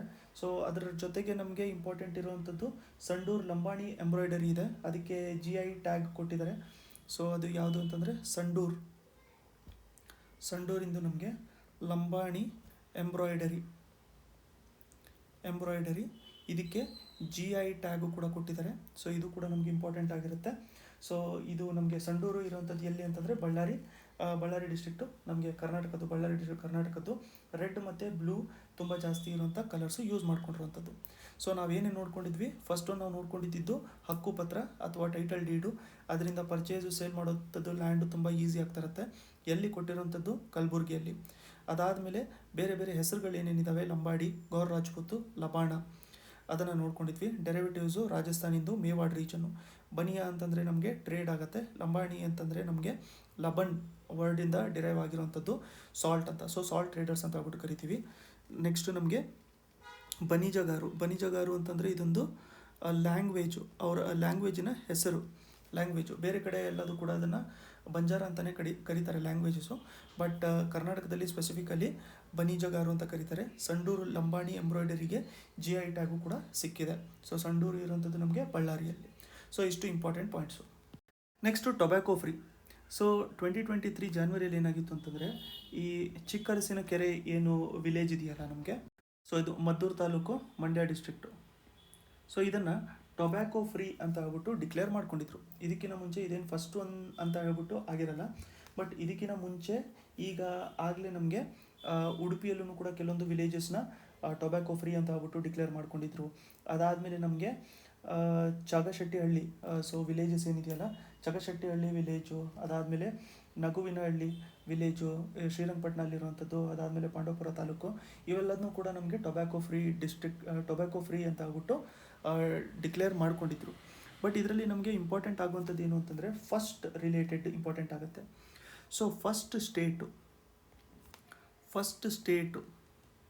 ಸ್ಮೋಕ್ ಫ್ರೀ ಅಂತ ಡಿಕ್ಲೇರ್ ಮಾಡ್ಕೊಂಡಿರುವಂಥದ್ದು. ಫಸ್ಟ್ ಸ್ಟೇಟು ಸ್ಮೋಕ್ ಫ್ರೀ ಅಂತ ಡಿಕ್ಲೇರ್ ಮಾಡ್ಕೊಂಡಿರುವಂಥದ್ದು ಯಾವುದು ಅಂತಂದರೆ ಹಿಮಾಚಲ್ ಪ್ರದೇಶ್. ಇದು ಕೂಡ 2023ಯಲ್ಲೇ ಆಗಿರುವಂಥದ್ದು. ಸೊ ಜುಲೈ ಟೈಮಲ್ಲಿ ಏನೋ ಆಗಿತ್ತಿದ್ದು, ಸೊ ಅದಕ್ಕೋಸ್ಕರ ಇದು ಇಂಪಾರ್ಟೆಂಟ್ ಆಗಿರುತ್ತೆ. So first state smoke free ಅಂತ ಡಿಕ್ಲೇರ್ ಮಾಡ್ಕೊಂಡಿರುವಂಥದ್ದು ಹಿಮಾಚಲ್ ಪ್ರದೇಶ್. ನೆಕ್ಸ್ಟು ಅದೇ ಥರ ನಮಗೆ ಫಸ್ಟ್ ವಿಲೇಜ್ ಅಥವಾ ಹಳ್ಳಿ ಟೊಬ್ಯಾಕೋ ಫ್ರೀ ಅಂತ ಹೇಳ್ಬಿಟ್ಟು ಡಿಕ್ಲೇರ್ ಮಾಡ್ಕೊಂಡಿರುವಂಥದ್ದು. ಸೊ ಟೊಬ್ಯಾಕೋ ಫ್ರೀ ಅಂತ ಡಿಕ್ಲೇರ್ ಮಾಡ್ಕೊಂಡಿರುವಂಥದ್ದು ನಮಗೆ ಕೇರಳದಲ್ಲಿ ಇರುವಂಥದ್ದು. ಸೊ ಅದೇನು ಅಂತಂದರೆ ಕೂಳಿಮಾಡು ವಿಲೇಜ್ ಅಂತ, ಇದು ನಮಗೆ ಕೇರಳದಲ್ಲಿ ಇರುವಂಥದ್ದು. ಸೊ ಇದೇನು ಮಾಡಿತ್ತು ಅಂತಂದರೆ ಫಸ್ಟ್ ಆ್ಯಂಟಿ ಟೊಬ್ಯಾಕೋ ವಿಲೇಜ್ ಅಂತ ಹೇಳ್ಬಿಟ್ಟು ಕರಿಬೋದು ಇದನ್ನು. So first tobacco free village India ಅಂತಲೂ ಕೂಡ ನಾವು ಇದನ್ನು ಕರಿಬೋದು. ಸೊ ಆನ್ಸರ್ ನಮಗೆ ಕೂಳಿಮಾಡು ಅಂತ ಕೇರಳದಲ್ಲಿರುವಂಥದ್ದು. ನೋಡಿ, ಇಲ್ಲಿ ಒಂದು ನೋಟ್ ಮಾಡ್ಕೊಬೇಕಾಗಿರುವಂಥದ್ದು, ಇಲ್ಲಿ ಸ್ಮೋಕ್ ಫ್ರೀ ಅಂತ ಹೇಳ್ಬಿಟ್ಟು ನಮಗೆ ಹಿಮಾಚಲ್ ಪ್ರದೇಶಿಗೆ ಏನು ಕೊಟ್ಟಿದ್ದಾರಲ್ಲ, ಸೊ ಇದು ಸ್ಮೋಕ್ ಅಂತಂದರೆ ಇದು ಟೊಬ್ಯಾಕೋ ರಿಲೇಟೆಡ್ ಸ್ಮೋಕ್ ಅಂತ ಹೇಳ್ಬಿಟ್ಟು ಬಂದಿರಲ್ಲ. ಇದು ಸ್ಮೋಕ್ ಫ್ರೀ ಅಂತಂದರೆ ಏನಾಗಿರುತ್ತೆ, ಈಗ ಅಡುಗೆ ಏನು ಮಾಡ್ತಾ ಇರ್ತಾರಲ್ಲ, ಸೊ ನಮಗೆ ಉಜ್ವಲ ಯೋಜನೆ ಇದೆ. ಅದರಲ್ಲಿ ಉಜ್ವಲ ಯೋಜನಾದಲ್ಲಿ ಏನು ಮಾಡ್ತಾರೆ, ನಮಗೆ LPG ಕನೆಕ್ಷನ್ಸ್ನ ಫ್ರೀಯಾಗಿ ಕೊಡ್ತಾ ಇರ್ತಾರೆ. ಅದರ ರಿಲೇಟೆಡು ಕುಕ್ಕಿಂಗು ಸ್ಮೋಕ್ ಫ್ರೀ ಮಾಡಿದ್ದಾರೆ ಅಂತ ಹೇಳ್ಬಿಟ್ಟು ಆಗಿರೋಂಥದ್ದು ಇದು. ಆದರೆ ಇಲ್ಲಿ ಟೊಬ್ಯಾಕೋ ರಿಲೇಟೆಡ್ ಫ್ರೀ ಅಂತ, ಸೊ ಇಲ್ಲಿ ಕುಕ್ಕಿಂಗು ಸ್ಮೋಕ್ ಫ್ರೀ ಇರುವಂಥದ್ದು ಹಿಮಾಚಲ್ ಪ್ರದೇಶು. ಸೊ ಟೊಬ್ಯಾಕೋ ಫ್ರೀ ಇರುವಂಥದ್ದು ಕೂಳಿಮಾಡು ಅಂತ. ಸೊ ಇದು ಕೇರಳದಲ್ಲಿರುವಂಥದ್ದು ಕೋಝಿಕೋಡು. ಸೊ ನಾವು ಅಕಸ್ಮಾತ್ ಏನಾದರೂ ಫಸ್ಟ್ ಡಿಸ್ಟ್ರಿಕ್ಟ್ ಅಂತ ಹುಡುಕಿದ್ರೂ ಕೂಡ ಅದು ಕೋಝಿಕೋಡ್ ಅಂತಲೇ ಬರ್ತಾ ಇದೆ. ಅದು ಇದರಲ್ಲೇ ಇಂಪಾರ್ಟೆಂಟ್ ಇರುವಂಥದ್ದು ನಮಗೆ ಮಂಥನ 2023 ಅಂತ. ಸೊ ಇದು ಕೂಡ ಸಿಕ್ಕಾಪಟ್ಟೆ ಇಂಪಾರ್ಟೆಂಟ್ ಕ್ವೆಶನ್ ಆಗುತ್ತೆ ನಮಗೆ. ಯಾಕಂತಂದರೆ ಅದರಿಂದ ನಮಗೆ ಗೊತ್ತಾಗ್ತಾ ಇಲ್ಲ. ಈ ಥರದ್ದೇ ನಮಗೆ ಯೂಶ್ವಲಾಗಿ ಕ್ವೆಶನ್ಸ್ ಕೇಳ್ತಾ ಇರ್ತಾರೆ ಎಕ್ಸಾಮಲ್ಲಿ. ಅಂದರೆ ಆ ವರ್ಡಿಂದ ನಾವು ಡಿರೈವ್ ಮಾಡ್ಕೊಳ್ಳೋದಕ್ಕೆ ನಮಗೇನು ಗೊತ್ತಾಗಲ್ಲ. ಸೊ ಆ ಥರದ್ದು. ಸೊ ಆ ಥರದ್ರಲ್ಲಿ ಆರ್ಗನೈಸ್ ಮಾಡ್ಕೊಂಡಿರುವಂಥದ್ದು ಮಂಥನ ಅಂತ ಹೇಳ್ಬಿಟ್ಟು. ಇದೇನು ಅಂತಂದರೆ ಕರ್ನಾಟಕದಲ್ಲಿ ಒಂದು ಸ್ಟೇಟ್ ಲೆವೆಲ್ಲು ರಿವ್ಯೂ ಇದು. ಸೊ ಯಾವುದ್ರದ್ದು ಅಂತಂದರೆ ನ್ಯಾಷನಲ್ ಟೊಬ್ಯಾಕೋ ಕಂಟ್ರೋಲ್ ಪ್ರೋಗ್ರಾಮಿಂದು ರಿವ್ಯೂ. ಸೊ ಇದನ್ನು ಸ್ಟೇಟ್ ಟೊಬ್ಯಾಕೋ ಕಂಟ್ರೋಲ್ ಸೆಲ್ಲು ಇದನ್ನು ಆರ್ಗನೈಸ್ ಮಾಡ್ಕೊಂಡಿದ್ದಿತ್ತು. ಅದ್ರ ಜೊತೆಗೆ ನಿಮ್ಯಾನ್ಸು ಕೂಡ ಇದರಲ್ಲಿ ಪಾರ್ಟ್ನರ್ಶಿಪ್ ಆಗಿ ಇತ್ತು. ಸೊ ಇದರಲ್ಲಿ ಬೇರೆ ಬೇರೆ ಥರ ಇನಿಷಿಯೇಟಿವ್ಸ್ನು ಕೂಡ ಕಂಡಕ್ಟ್ ಮಾಡ್ಕೊತಿದ್ರು. ಅಂತಂದರೆ ನೀವು ಫಸ್ಟು ಅರ್ಥ ಮಾಡ್ಕೊಳ್ಬೇಕಾಗಿರುವಂಥದ್ದು ಯಾವ ಥರ ಟ್ರೆಂಡ್ಸ್ ಇದೆ ಟೊಬ್ಯಾಕೋ ಕಂಟ್ರೋಲಲ್ಲಿ. ಅದಾದಮೇಲೆ ಏನಾದರೂ ಇಂಪ್ಲಿಮೆಂಟೇಷನಲ್ಲಿ ಗ್ಯಾಪ್ ಇದೆಯಾ ಇಲ್ವಾ ಅಂತಂದರೆ ಟೊಬ್ಯಾಕೋ ಕಂಟ್ರೋಲಿನ ಇಂಪ್ಲಿಮೆಂಟೇಷನಲ್ಲಿ ಗ್ಯಾಪ್ ಇದೆಯೋ ಇಲ್ವೋ ಅಂತ. ಅದಾದಮೇಲೆ ಟೊಬ್ಯಾಕೋ ಫ್ರೀ ಜನರೇಷನ್ ಮಾಡಬೇಕು ಅಂತಂದರೆ ಏನು ರೋಡ್ ಮ್ಯಾಪ್ ಇರಬೇಕು. ಸೊ ಈ ಥರದ್ದೆಲ್ಲದು ಕೂಡ ಇದರಲ್ಲಿ ಡಿಸ್ಕಸ್ ಮಾಡ್ಕೊಂಡಿದ್ದಂಥದ್ದು. ಸೊ ಇದು ಮಂಥನ 2023 ಯಾವುದು ರಿಲೇಟೆಡು ಅಂತಂದರೆ ಟೊಬ್ಯಾಕೋ ಫ್ರೀ ಪ್ರೋಗ್ರಾಮ್ ಅಂತ ಆಗ್ಬಿಟ್ಟು ನೆನ್ಪಿಟ್ಕೊಂಡಿರಿ. ಯಾಕಂತಂದರೆ ನಮ್ಗೆ ಆಪ್ಷನಲ್ಲಿ ಇದೇ ಥರ ಕೊಟ್ಟರೆ ಈಸಿಯಾಗಿ ನಾವು ರೆಕಗ್ನೈಸ್ ಮಾಡ್ಕೊಂಡಿರ್ಬೋದು. ಟೊಬ್ಯಾಕೋ ಫ್ರೀ ಅಂತಂದರೆ ಮಂಥನ. ಸೊ ಇದರಲ್ಲಿ ಫಸ್ಟ್ ವಿಲೇಜು ಡಿಕ್ಲೇರ್ ಮಾಡ್ಕೊಂಡಿರೋಂಥದ್ದು ನಮಗೆ ಕೂಳಿಮಾಡು ಕೇರಳದಲ್ಲಿರುವಂಥದ್ದು. ಸ್ಮೋಕ್ ಫ್ರೀ ಅಂತ ಇರುವಂಥದ್ದು ವಿಲೇಜ್ ನಮಗೆ ಹಿಮಾಚಲ್ ಪ್ರದೇಶ. ಚಿಕ್ಕರಸಿನಕೆರೆ ಬಂದ್ಬಿಟ್ಟು ನಮಗೆ ಮಂಡ್ಯದಲ್ಲಿ ಇದನ್ನು ಟೊಬ್ಯಾಕೋ ಫ್ರೀ ಅಂತ ಡಿಕ್ಲೇರ್ ಮಾಡಿದ್ದಾರೆ. ಅದ್ರ ಜೊತೆಗೆ ಸುಮಾರು ವಿಲೇಜಸ್ಸು, ಈಗ ಎಕ್ಸಾಂಪಲು ಮಾರ್ಚ್ 2023 ಸುಮಾರು 21-22 ವಿಲೇಜು ರಾಮನಗರದಲ್ಲಿ, ಸೊ ಅದನ್ನು ಕೂಡ ಟೊಬ್ಯಾಕೋ ಫ್ರೀ ಅಂತ ಡಿಕ್ಲೇರ್ ಮಾಡಿದ್ದಾರೆ. 2022 ಎಷ್ಟೊಂದು ವಿಲೇಜಸ್ಸು ಉಡುಪಿಯಲ್ಲೂ ಕೂಡ ಟೊಬ್ಯಾಕೋ ಫ್ರೀ ಅಂತ ಡಿಕ್ಲೇರ್ ಮಾಡಿದ್ದಾರೆ. ಸೊ January 2023 ಒಂದು ವೀರಗಲ್ಲು ಸಿಕ್ಕಿದೆ. ಸೊ ಎಲ್ಲಿ ಅಂತಂದರೆ ಮಂಡ್ಯ ಅಲ್ಲಿ ಸಿಕ್ಕಿರುವಂಥದ್ದು. ಸೊ ಇದರ ರಿಲೇಟೆಡ್ಡು ಫ್ಯಾಕ್ಚುಯಲ್ ಪಾಯಿಂಟ್ಸ್ ಎಲ್ಲದನ್ನೂ ಕೂಡ ನಾವು ನೆನ್ಪಿಟ್ಕೊಂಡಿರಬೇಕು. ಸೊ ವೀರಗಲ್ಲು ಯಾವ ಡೈನೆಸ್ಟಿದು ಅಂತಂದರೆ ಹೊಯ್ಸಳ ಡೈನೆಸ್ಟಿ. ಸೊ ಯಾವ ಟೈಮಿಂದು ಅಂತಂದರೆ ಇದು 13th ಸೆಂಚುರಿ. ಸೊ ಇದನ್ನು ಯಾರು ಅನ್ಅರ್ತ್ ಮಾಡಿರುವಂಥದ್ದು ಅಥವಾ ಯಾರಿಗೆ ಸಿಕ್ಕಿರುವಂಥದ್ದು ಇದನ್ನು, ಅಥವಾ ಯಾರು ಡಿಸ್ಕವರಿ ಮಾಡಿರುವಂಥದ್ದು ಅಂತಂದರೆ ಇದು ಆನ್ಸರ್ ನಮಗೆ centre of excellence for studies in classical Kannada. ಇದು ತುಂಬ ಇಂಪಾರ್ಟೆಂಟ್ ಆಗುತ್ತೆ. ಯಾಕೆಂತಂದರೆ ಯಾರು ಡಿಸ್ಕವರ್ ಮಾಡ್ಕೊಂಡಿದ್ದಾರೆ ಅಂತ ಹೇಳ್ಬಿಟ್ಟು ನಮ್ಗೆ ಆಪ್ಷನಲ್ಲಿ ಆರ್ಕಿಯಾಲಜಿಕಲ್ ಸರ್ವೆ ಆಫ್ ಇಂಡಿಯಾ ಆ ಥರ ಆಪ್ಷನ್ ಕೊಡುವಂಥ ಟೈಮಲ್ಲಿ ಕನ್ಫ್ಯೂಸ್ ಆಗುವಂಥ ಚಾನ್ಸಸ್ ಇರುತ್ತೆ. ಸೊ ಇದನ್ನು ಡಿಸ್ಕವರಿ ಮಾಡ್ಕೊಂಡಿರುವಂಥದ್ದು centre of excellence for studies in classical Kannada. So ಇದರ ಟೀಮು ಡಿಸ್ಕವರ್ ಮಾಡ್ಕೊಂಡಿರುವಂಥದ್ದು. ಇದರ ಎಕ್ಸಿಸ್ಟೆನ್ಸ್ ಪ್ರೂಫ್ ಇರುವಂಥದ್ದು ಕೊಟ್ಟಿರುವಂಥ ಆರ್ಕಿಯಾಲಜಿಸ್ಟ್ ಯಾರು ಅನ್ನೋದು ಕೂಡ ನಾವು ನೋಡ್ಕೊಂಡಿರೋಣ. ಸೊ ಇದರ ಎಕ್ಸಿಸ್ಟೆನ್ಸ್ ಪ್ರೂಫ್ ಇವರಿಗೆ CESCK ಅವ್ರಿಗೆ ಕೊಟ್ಟಿರುವಂಥದ್ದು ಆರ್ಕಿಯಾಲಜಿಸ್ಟು ರಂಗರಾಜು NS. ಸೊ ಇವ್ರ ಹೆಸರು ಕೂಡ ನೀವು ನೆನ್ಪಿಟ್ಕೊಂಡಿರಿ, ತುಂಬ ಇಂಪಾರ್ಟೆಂಟ್ ಆಗಿರುತ್ತೆ. ಸೊ ಇದು ಹೀರೋ ಸ್ಟೋನು ಸಿಕ್ಕಿರುವಂಥದ್ದು ಲೊಕೇಶನ್ ಎಲ್ಲಿ ಅಂತಂದರೆ ಇದು ನೋಡಿ ನಮಗೆ ಮಂಡ್ಯ ಡಿಸ್ಟ್ರಿಕ್ಟಲ್ಲಿ ಸಿಕ್ಕಿರುವಂಥದ್ದು. ಸೊ ಪ್ರಾಪರ್ ಹಳ್ಳಿ ಯಾವುದು ಅಂತಲೂ ಕೂಡ ನಾವು ನೋಡ್ಕೊಳ್ಳೋಣ. ಚಾಕಶೆಟ್ಟಿಹಳ್ಳಿ ವಿಲೇಜು, ಪಾಂಡವಪುರ ತಾಲೂಕು ಇರುವಂಥದ್ದು ಎಲ್ಲಿ ಅಂತಂದರೆ ಮಂಡ್ಯ ಡಿಸ್ಟ್ರಿಕ್ಟಲ್ಲಿ ಇರುವಂಥದ್ದು. ಸೊ ಇದರ ಸಿಗ್ನಿಫಿಕೆನ್ಸ್ ಏನು ಅಂತಂದರೆ ಸತಿ ಸಿಸ್ಟಮು ಆ ಟೈಮಲ್ಲಿ ಇತ್ತು ಅಂತ ಹೇಳ್ಬಿಟ್ಟು ಹೇಳ್ತಾ ಇದ್ದಾರೆ. ಸೊ ಸತಿ ಸಿಸ್ಟಮಿನ ಪ್ರೂಫ್ ಕೊಡುತ್ತೆ. ಯಾರ ಟೈಮಿಂದು ಅಂತಂದರೆ ಇದು ನೋಡಿ ವೀರ ಬಲ್ಲಾಳ ದ ಸೆಕೆಂಡ್. ಸೊ ಅವರು ಹೊಯ್ಸಳ ಕಿಂಗ್ಡಮ್ ಅಲ್ವಾ, ಸೊ ಅವರ ಟೈಮಿಂದು ಇದು ವೀರಗಲ್ಲು ಇರುವಂಥದ್ದು ಅಂತ. ಸೊ ವೀರಗಲ್ಲು ಅಂತ ಹೇಳಿ ಬಂದ ತಕ್ಷಣ ನಮಗೆ ಸೊ ಒಂದು ವಾರ್ ರಿಲೇಟೆಡು ಇಲ್ಲ ಅಂತಂದರೆ ವಾರಿಯರ್ ರಿಲೇಟೆಡ್ಡು ಒಂದು ಸ್ಟೋನ್ ಮಾಡ್ಕೊಂಡಿರ್ತಾರೆ ಅಂತ. ಸೊ ಹೀರೋ ಸ್ಟೋನ್ಸು ಯೂಶ್ವಲ್ ಆಗಿ ಅವ್ರಿಗೋಸ್ಕರ ಅಂತಂದರೆ ವಾರಲ್ಲಿ ತುಂಬ ಜಾಸ್ತಿ ಫೈಟ್ ಮಾಡ್ಕೊಂಡು ತೀರ್ಕೊಂಡಿರ್ತಾರೆ, ಅದಕ್ಕೋಸ್ಕರ ಅವ್ರ ಮೆಮೊರಿಯಲ್ಲಿ ವೀರಗಲ್ಲು ತರುವಂಥದ್ದು. ಬಟ್ ಇದು ಯಾರ ರಿಲೇಟೆಡ್ ವೀರಗಲ್ಲು ಅಂತಂದರೆ ಒಬ್ಬರು ಮಸಣಯ್ಯ ಅಂತ ಹೇಳ್ಬಿಟ್ಟು ಇದ್ದರು. ಸೊ ಮಸಣಯ್ಯ ಅಂತ ಹೇಳ್ಬಿಟ್ಟು ಬಂದ ತಕ್ಷಣ ಇವರೇನು ಅಂತಂದರೆ ಇಲ್ಲಿ ನಮಗೆ ವೀರ ಬಲ್ಲಾಳ ಸೆಕೆಂಡ್ ಇದ್ರಲ್ಲ, ಇವರ ಪರ್ಸ್ನಲ್ ಬಾಡಿಗಾರ್ಡ್ ಅಥವಾ ಗರುಡ ಪರ್ಸನಲ್ ಅಂತ ಹೇಳ್ಬಿಟ್ಟು ನೆನ್ಪಿಟ್ಕೊಂಡಿರಿ. So Garuda personal. ಸೊ ಇವರು ವಾರಲ್ಲಿ ಇರೋಂಥ ಟೈಮಲ್ಲಿ ಆ ಟೈಮಲ್ಲಿ ಇಂಜರ್ ಆಗಿರೋಂಥ ಟೈಮಲ್ಲಿ ಅವರು ಕೂಡ ತೀರ್ಕೊತಾರೆ ಅಂತ ಹೇಳ್ಬಿಟ್ಟು ಅವ್ರಿಗೆ ಗೊತ್ತಾದಾಗ ಅವ್ರಿಗೂ ಸ್ಟ್ಯಾಬ್ ಮಾಡಿಕೊಂಡು ಅವರ ವೈಫಿಗೂ ಕೂಡ ಅವರೇ ಸಾಯಿಸಿದ್ರು. ಸೊ ಅದಕ್ಕೆ ಅವರು ಸ್ಟ್ಯಾಬ್ ಮಾಡ್ಕೊಂಡಿರೋದ್ರಿಂದ ಅಂತಂದರೆ ಸೊ ಆ ಟೈಮಲ್ಲಿ ಯಾವುದಾದ್ರು ಒಂದು ಈಕ್ವಿಪ್ಮೆಂಟ್ ಎಕ್ಸಾಂಪಲ್ ಚಾಕು ಆ ಟೈಪ್ ಏನಾದ್ರು ಅವರೇ ಹಾಕ್ಕೊಂಡು ಸೊ ಅವರು ಕಮಿಟ್ ಮಾಡ್ಕೊಂಡಿದ್ರು ಆ ಟೈಮಲ್ಲಿ. ಸೊ ಅದಕ್ಕೋಸ್ಕರ ಒಂದು ವೀರಗಲ್ಲು ಅಂತ ಹೇಳ್ಬಿಟ್ಟು ಒಂದು ಎರೆಕ್ಟು ಮಾಡ್ಕೊಂಡಿರೋವಂಥದ್ದು. ಸೊ ಅದಕ್ಕೋಸ್ಕರ ಇದು ಆ ಟೈಮಲ್ಲಿ ಇರುವಂಥದ್ದು ಸತಿ ಸಿಸ್ಟಮ್ ರಿಲೇಟೆಡ್ಡು ಇದು ಒಂದು ನಮಗೆ ಇಂಪಾರ್ಟೆನ್ಸ್ ಕೊಡುತ್ತೆ ಅಂತ ಹೇಳ್ಬಿಟ್ಟು. ಸೊ ನಮಗೆ ಎಕ್ಸಾಮಿಗೆ ಇಂಪಾರ್ಟೆಂಟ್ ಆಗುವಂಥದ್ದು ಏನು ಅಂತಂದರೆ ವೀರಗಲ್ಲು. ಸೊ ಯಾವ ಟೈಮಿಂದು ಅಂತಂದರೆ ಹೊಯ್ಸಳ ಟೈಮಿಂದು. ಯಾವ ಸೆಂಚುರಿ ಅಂತಂದರೆ 13th ಸೆಂಚುರಿ. ಅನ್ಅರ್ತ್ ಮಾಡ್ಕೊಂಡಿರುವಂಥದ್ದು ಯಾರು ಅಂತಂದರೆ ನಮಗೆ centre of excellence for studies in classical Kannada ಅಂತ. ಆರ್ಕಿಯಾಲಜಿಸ್ಟ್ ಬಂದ್ಬಿಟ್ಟು ನಮಗೆ ರಂಗರಾಜು NS ಅವರು ಇರುವಂಥದ್ದು. ಲೊಕೇಶನ್ ಸಿಕ್ಕಿರುವಂಥದ್ದು ಮಂಡ್ಯ ಡಿಸ್ಟ್ರಿಕ್ಟಲ್ಲಿ. ಸತಿ ಸಿಸ್ಟಮ್ ರಿಲೇಟೆಡ್ ಅಪ್ಡೇಟ್ ಮಾಡುತ್ತೆ. ಯಾವ ಕಿಂಗ್ ರಿಲೇಟೆಡ್ ಅಂತಂದರೆ ವೀರಬಲ್ಲಾಳ ಟು. ಸೊ ಯಾರು ರಿಲೇಟೆಡು ಅಂತಂದರೆ ಮಸಣಯ್ಯ. ಈ ಸ್ಟೋನು ಕೂಡ ಏನು ಸಿಕ್ಕಿದೆಯಲ್ಲ ಇದು ಬಂದ್ಬಿಟ್ಟು ಸೋಪ್ ಸ್ಟೋನ್. ಯಾವ ಸ್ಟೋನಲ್ಲಿ ಮಾಡಿರೋವಂಥದ್ದು ಅಂತಂದರೆ ಇದು ಸೋಪ್ ಸ್ಟೋನ್. ಅದು ನಮಗೆ ಕ್ಲೊರೈಟಿಕ್ ಸೆಸ್ಟ್ ಅಂತ ಹೇಳ್ಬಿಟ್ಟು ಕರೀತಾರೆ. ಸೊ ಇಷ್ಟು ಇಂಪಾರ್ಟೆಂಟ್ ಆಗಿರುತ್ತೆ. ಸೊ ಇದ್ರ ರಿಲೇಟೆಡ್ಡೇ ಕೇಳಿದ್ರೆ ಇದರಲ್ಲೇ ಯಾವುದಾದ್ರೂ ಒಂದು ಕ್ವೆಶನ್ ಕೇಳಿರ್ಬೋದು. ನೆಕ್ಸ್ಟು ನಾವು ಚೆನ್ನೈ ಬೆಂಗಳೂರು ಇಂಡಸ್ಟ್ರಿಯಲ್ ಕಾರಿಡೋರ್ ಬಗ್ಗೆ ತಿಳ್ಕೊಂಡಿರೋಣ. ಸೊ ಫಸ್ಟ್ ಆಫ್ ಆಲ್ ನಾವು ಇಂಡಸ್ಟ್ರಿಯಲ್ ಕಾರಿಡೋರ್ ಅಂತಂದರೆ ಏನು? ಸೊ ಇದೇನು ಮಾಡ್ತಾರೆ ಅಂತಂದರೆ ನಮಗೆ ಒಂದು ಇನ್ವೆಸ್ಟ್ಮೆಂಟ್ ಪ್ಲಸ್ ನಮಗೇನು ಅಂತಂದರೆ ಜಾಬ್ ಕ್ರಿಯೇಷನ್ ಪ್ಲಸ್ ಸಸ್ಟೇನೆಬಲ್ ಕನೆಕ್ಟಿವಿಟಿಗೋಸ್ಕರ ನಮಗೆ ಮಾಡ್ಕೊಳ್ಳೋಂಥದ್ದು ಇಂಡಸ್ಟ್ರಿಯಲ್ ಕಾರಿಡೋರ್. ಈಗ ಎಕ್ಸಾಂಪಲು ಇಲ್ಲೊಂದು ಸಿಟಿ ಇದೆ, ಇಲ್ಲೊಂದು ಸಿಟಿ ಇದೆ, ಇವೆರಡರ ಮಧ್ಯದಲ್ಲೂ ಕೂಡ ಒಂದು ಇಂಡಸ್ಟ್ರಿಯಲ್ ಕಾರಿಡೋರ್ ಮಾಡ್ಕೊಂಡಿದ್ದಾರೆ ಅಂತ ಹೇಳ್ಬಿಟ್ಟು ಅಂದ್ಕೊಂಡಿರೋಣ. ಸೊ ಅವಾಗ ಏನಾಗುತ್ತೆ ಅಂತಂದರೆ ಇಲ್ಲಿ ಇರುವಂಥ ಕ್ಲಸ್ಟರ್ಗಳು ಕೂಡ ಇಂಡಸ್ಟ್ರಿಗಳು ಕೂಡ ಡೆವಲಪ್ ಆಗುತ್ತೆ, ಇಲ್ಲಿ ಇರುವಂಥ ಇಂಡಸ್ಟ್ರಿಗಳು ಕೂಡ ಡೆವಲಪ್ ಆಗುತ್ತೆ. ಸೊ ಅವಾಗ ಇಲ್ಲಿ ಕನೆಕ್ಟಿವಿಟಿ ತುಂಬ ಚೆನ್ನಾಗಿರುವಂಥ ಟೈಮಲ್ಲಿ ಏನಾಗುತ್ತೆ ಅಂತಂದರೆ ಟು ಆ್ಯಂಡ್ ಫ್ರೋ, ಇಲ್ಲಿಂದ ಇಲ್ಲಿ ಅಲ್ಲಿಂದ ಇಲ್ಲಿ, ಸೊ ಏನು ನಮಗೆ ಟ್ರಾನ್ಸ್ಪೋರ್ಟ್ ಸಿಸ್ಟಮ್ ಇರುತ್ತಲ್ಲ ಅದು ಕೂಡ ತುಂಬ ಈಸಿ ಆಗ್ತಾ ಇರುತ್ತೆ.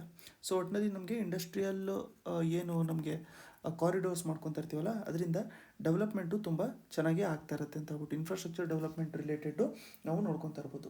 ಸೊ ಇದರಿಂದ high speed, high connectivity transport system ಅವೆಲ್ಲದು ಕೂಡ ನಮಗೆ ಸುಮಾರು ಬರ್ತಾ ಇರುತ್ತೆ. ಸೊ ಅದೇ ಬ್ಯಾಕ್ಗ್ರೌಂಡಲ್ಲಿ ನಾವು ನೋಡ್ಕೋಬೇಕು ಅಂತಂದರೆ ನಮಗಿರುವಂಥದ್ದು ಇಲ್ಲಿ ಚೆನ್ನೈ ಬೆಂಗಳೂರು ಇಂಡಸ್ಟ್ರಿಯಲ್ ಕಾರಿಡೋರು. ಸೊ ಇದರಲ್ಲಿ 3 ನೋಡ್ಗಳನ್ನ ತುಂಬ ಡೆವಲಪ್ ಮಾಡ್ತಿರೋವಂಥದ್ದು. ಸೊ 3 ನೋಡ್ಗಳನ್ನ ಡೆವಲಪ್ ಮಾಡ್ತಾ ಇದ್ದಾರೆ. ಈ ನೋಡ್ಗಳು ಯಾಕೆ ಇಂಪಾರ್ಟೆಂಟು ನಮಗೆ ಅಂತಂದರೆ, ಸೊ ಇದರಲ್ಲಿ ಒಂದು ಬಂದ್ಬಿಟ್ಟು ನಮಗೆ ತುಮಕೂರು ಇಂಡಸ್ಟ್ರಿಯಲ್ ಏರಿಯಾ, ಫಸ್ಟ್ ಒಂದು ಬಂದ್ಬಿಟ್ಟು ನಮಗೆ ತುಮಕೂರು ಇಂಡಸ್ಟ್ರಿಯಲ್ ಏರಿಯಾ ಆಯಿತಾ. ಸೊ ಈ ಚೆನ್ನೈ ಬೆಂಗಳೂರು ನಮಗೆ ಇಂಡಸ್ಟ್ರಿಯಲ್ ಕಾರಿಡಾರ್ ಇದ್ರೂ ಕೂಡ ಇದು ಬಂದ್ಬಿಟ್ಟು ನಮಗೆ ಕರ್ನಾಟಕದಲ್ಲಿ ಡೆವಲಪ್ಮೆಂಟ್ ಆಗ್ತಿರೋಂಥದ್ದು. ಸೊ ಈ ಹಬ್ಬನ್ನ ಡೆವಲಪ್ ಮಾಡಬೇಕು ಅಂತ.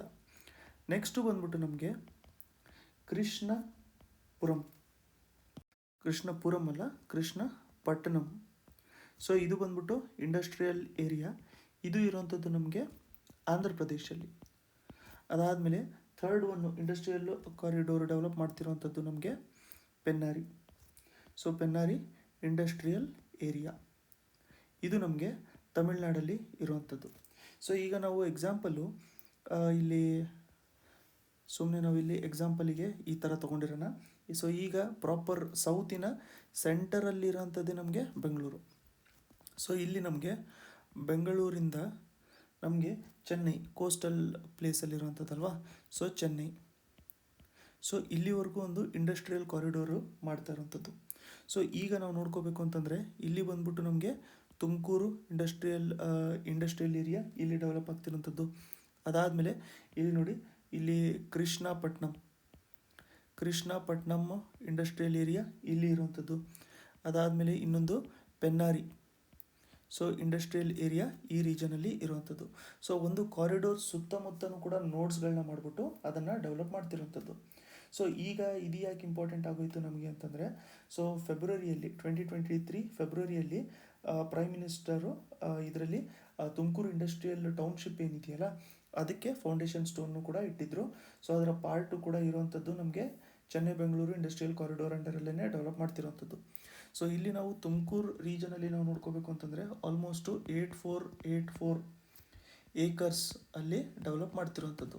8484 ಏಕರ್ಸಲ್ಲಿ ಇದನ್ನು ಡೆವಲಪ್ ಮಾಡ್ತಿರೋವಂಥದ್ದು. ಸೊ 3 ಫೇಸಲ್ಲಿ ಇದರ ಡೆವಲಪ್ಮೆಂಟ್ ಆಗ್ತಾ ಇರುತ್ತೆ. ಬಟ್ ಇದರ ಕಾಂಪೋನೆಂಟ್ಸ್ ಯಾವುದ್ಯಾವುದು ನಮಗೆ ಇಂಡಸ್ಟ್ರಿಯಲ್ ಕಾರಿಡೋರಿಂದು ಅಂತ ಹೇಳ್ಬಿಟ್ಟು ನೋಡ್ಕೊಂಡಿರಿ, ಇಂಪಾರ್ಟೆಂಟ್ ಆಗಿರುತ್ತೆ.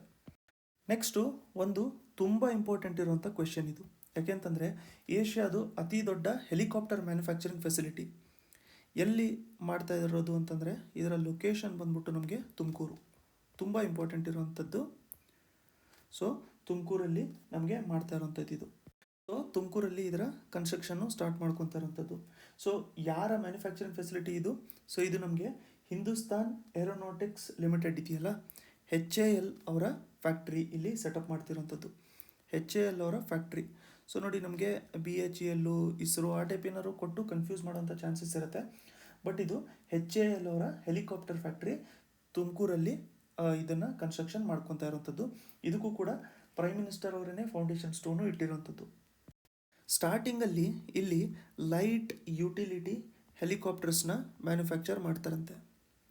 ಸೊ ಸ್ಟಾರ್ಟಿಂಗಲ್ಲಿ ಇದರಲ್ಲಿ ಲೈಟ್ ಯುಟಿಲಿಟಿ ಏನು ಹೆಲಿಕಾಪ್ಟರ್ಸ್ ಇದಾವಲ್ಲ ಅದನ್ನು ಮ್ಯಾನುಫ್ಯಾಕ್ಚರ್ ಮಾಡ್ತಾರೆ. ಅದಾದಮೇಲೆ ಬರ್ತಾ ಇದರಲ್ಲಿ ಬೇರೆ ಥರದ್ದು ಹೆಲಿಕಾಪ್ಟರ್ಸು ಕೂಡ ಮ್ಯಾನುಫ್ಯಾಕ್ಚರ್ ಮಾಡ್ತಾ ಇರ್ತಾರೆ. ಅದನ್ನು ಕೂಡ ನಾವು ನೋಡ್ಕೊಳ್ಳೋಣ. ಸೊ ಫಸ್ಟ್ ಆಫ್ ಆಲ್ ನಮಗೆ ಲೈಟ್ ಯುಟಿಲಿಟಿ ಹೆಲಿಕಾಪ್ಟರ್ಸ್ ಅಂದರೆ ಏನು ಅಂತ ನೋಡ್ಕೋಬೇಕು. ಸೊ ಫ್ರಾನ್ಸ್ ಅವರು ಬಿಲ್ಡ್ ಮಾಡಿರುವಂಥದ್ದು ಒಂದು ಹೆಲಿಕಾಪ್ಟರ್ ಇತ್ತು. ಅದರ ಹೆಸರು ಏನು ಅಂತಂದರೆ SA-315B ಲಾಮಾ ಅಂತ ಹೇಳ್ಬಿಟ್ಟು ಇದು ಫ್ರಾನ್ಸ್ ಅವರು ಬಿಲ್ಡ್ ಮಾಡಿರುವಂಥದ್ದು. ಸೊ 1969 ಟೈಮಲ್ಲಿ ಇದು ಫ್ಲೈಟಲ್ಲಿ ಇತ್ತು. ಸೊ ಇದರ ಲೈಸೆನ್ಸ್ ತೊಗೊಂಬಿಟ್ಟು ಇಂಡಿಯಾದಲ್ಲಿ HALಲ್ಲೂ ಕೂಡ ಇದನ್ನು ಮ್ಯಾನುಫ್ಯಾಕ್ಚರ್ ಮಾಡ್ಕೊತಾ ಇತ್ತು. ಆ ಹೆಲಿಕಾಪ್ಟರ್ಸ್ಗಳಿಗೆ ಹೆಸರೇನಿತ್ತು ಅಂತಂದರೆ ಚೀತಾ ಅಂತ ಹೇಳ್ಬಿಟ್ಟು, ಗೊತ್ತಾಯ್ತಲ್ವಾ?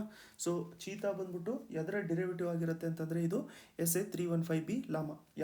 ಯಾವ ದೇಶದ್ದು ಅಂತಂದರೆ ಅದು ಫ್ರಾನ್ಸಿಂದು.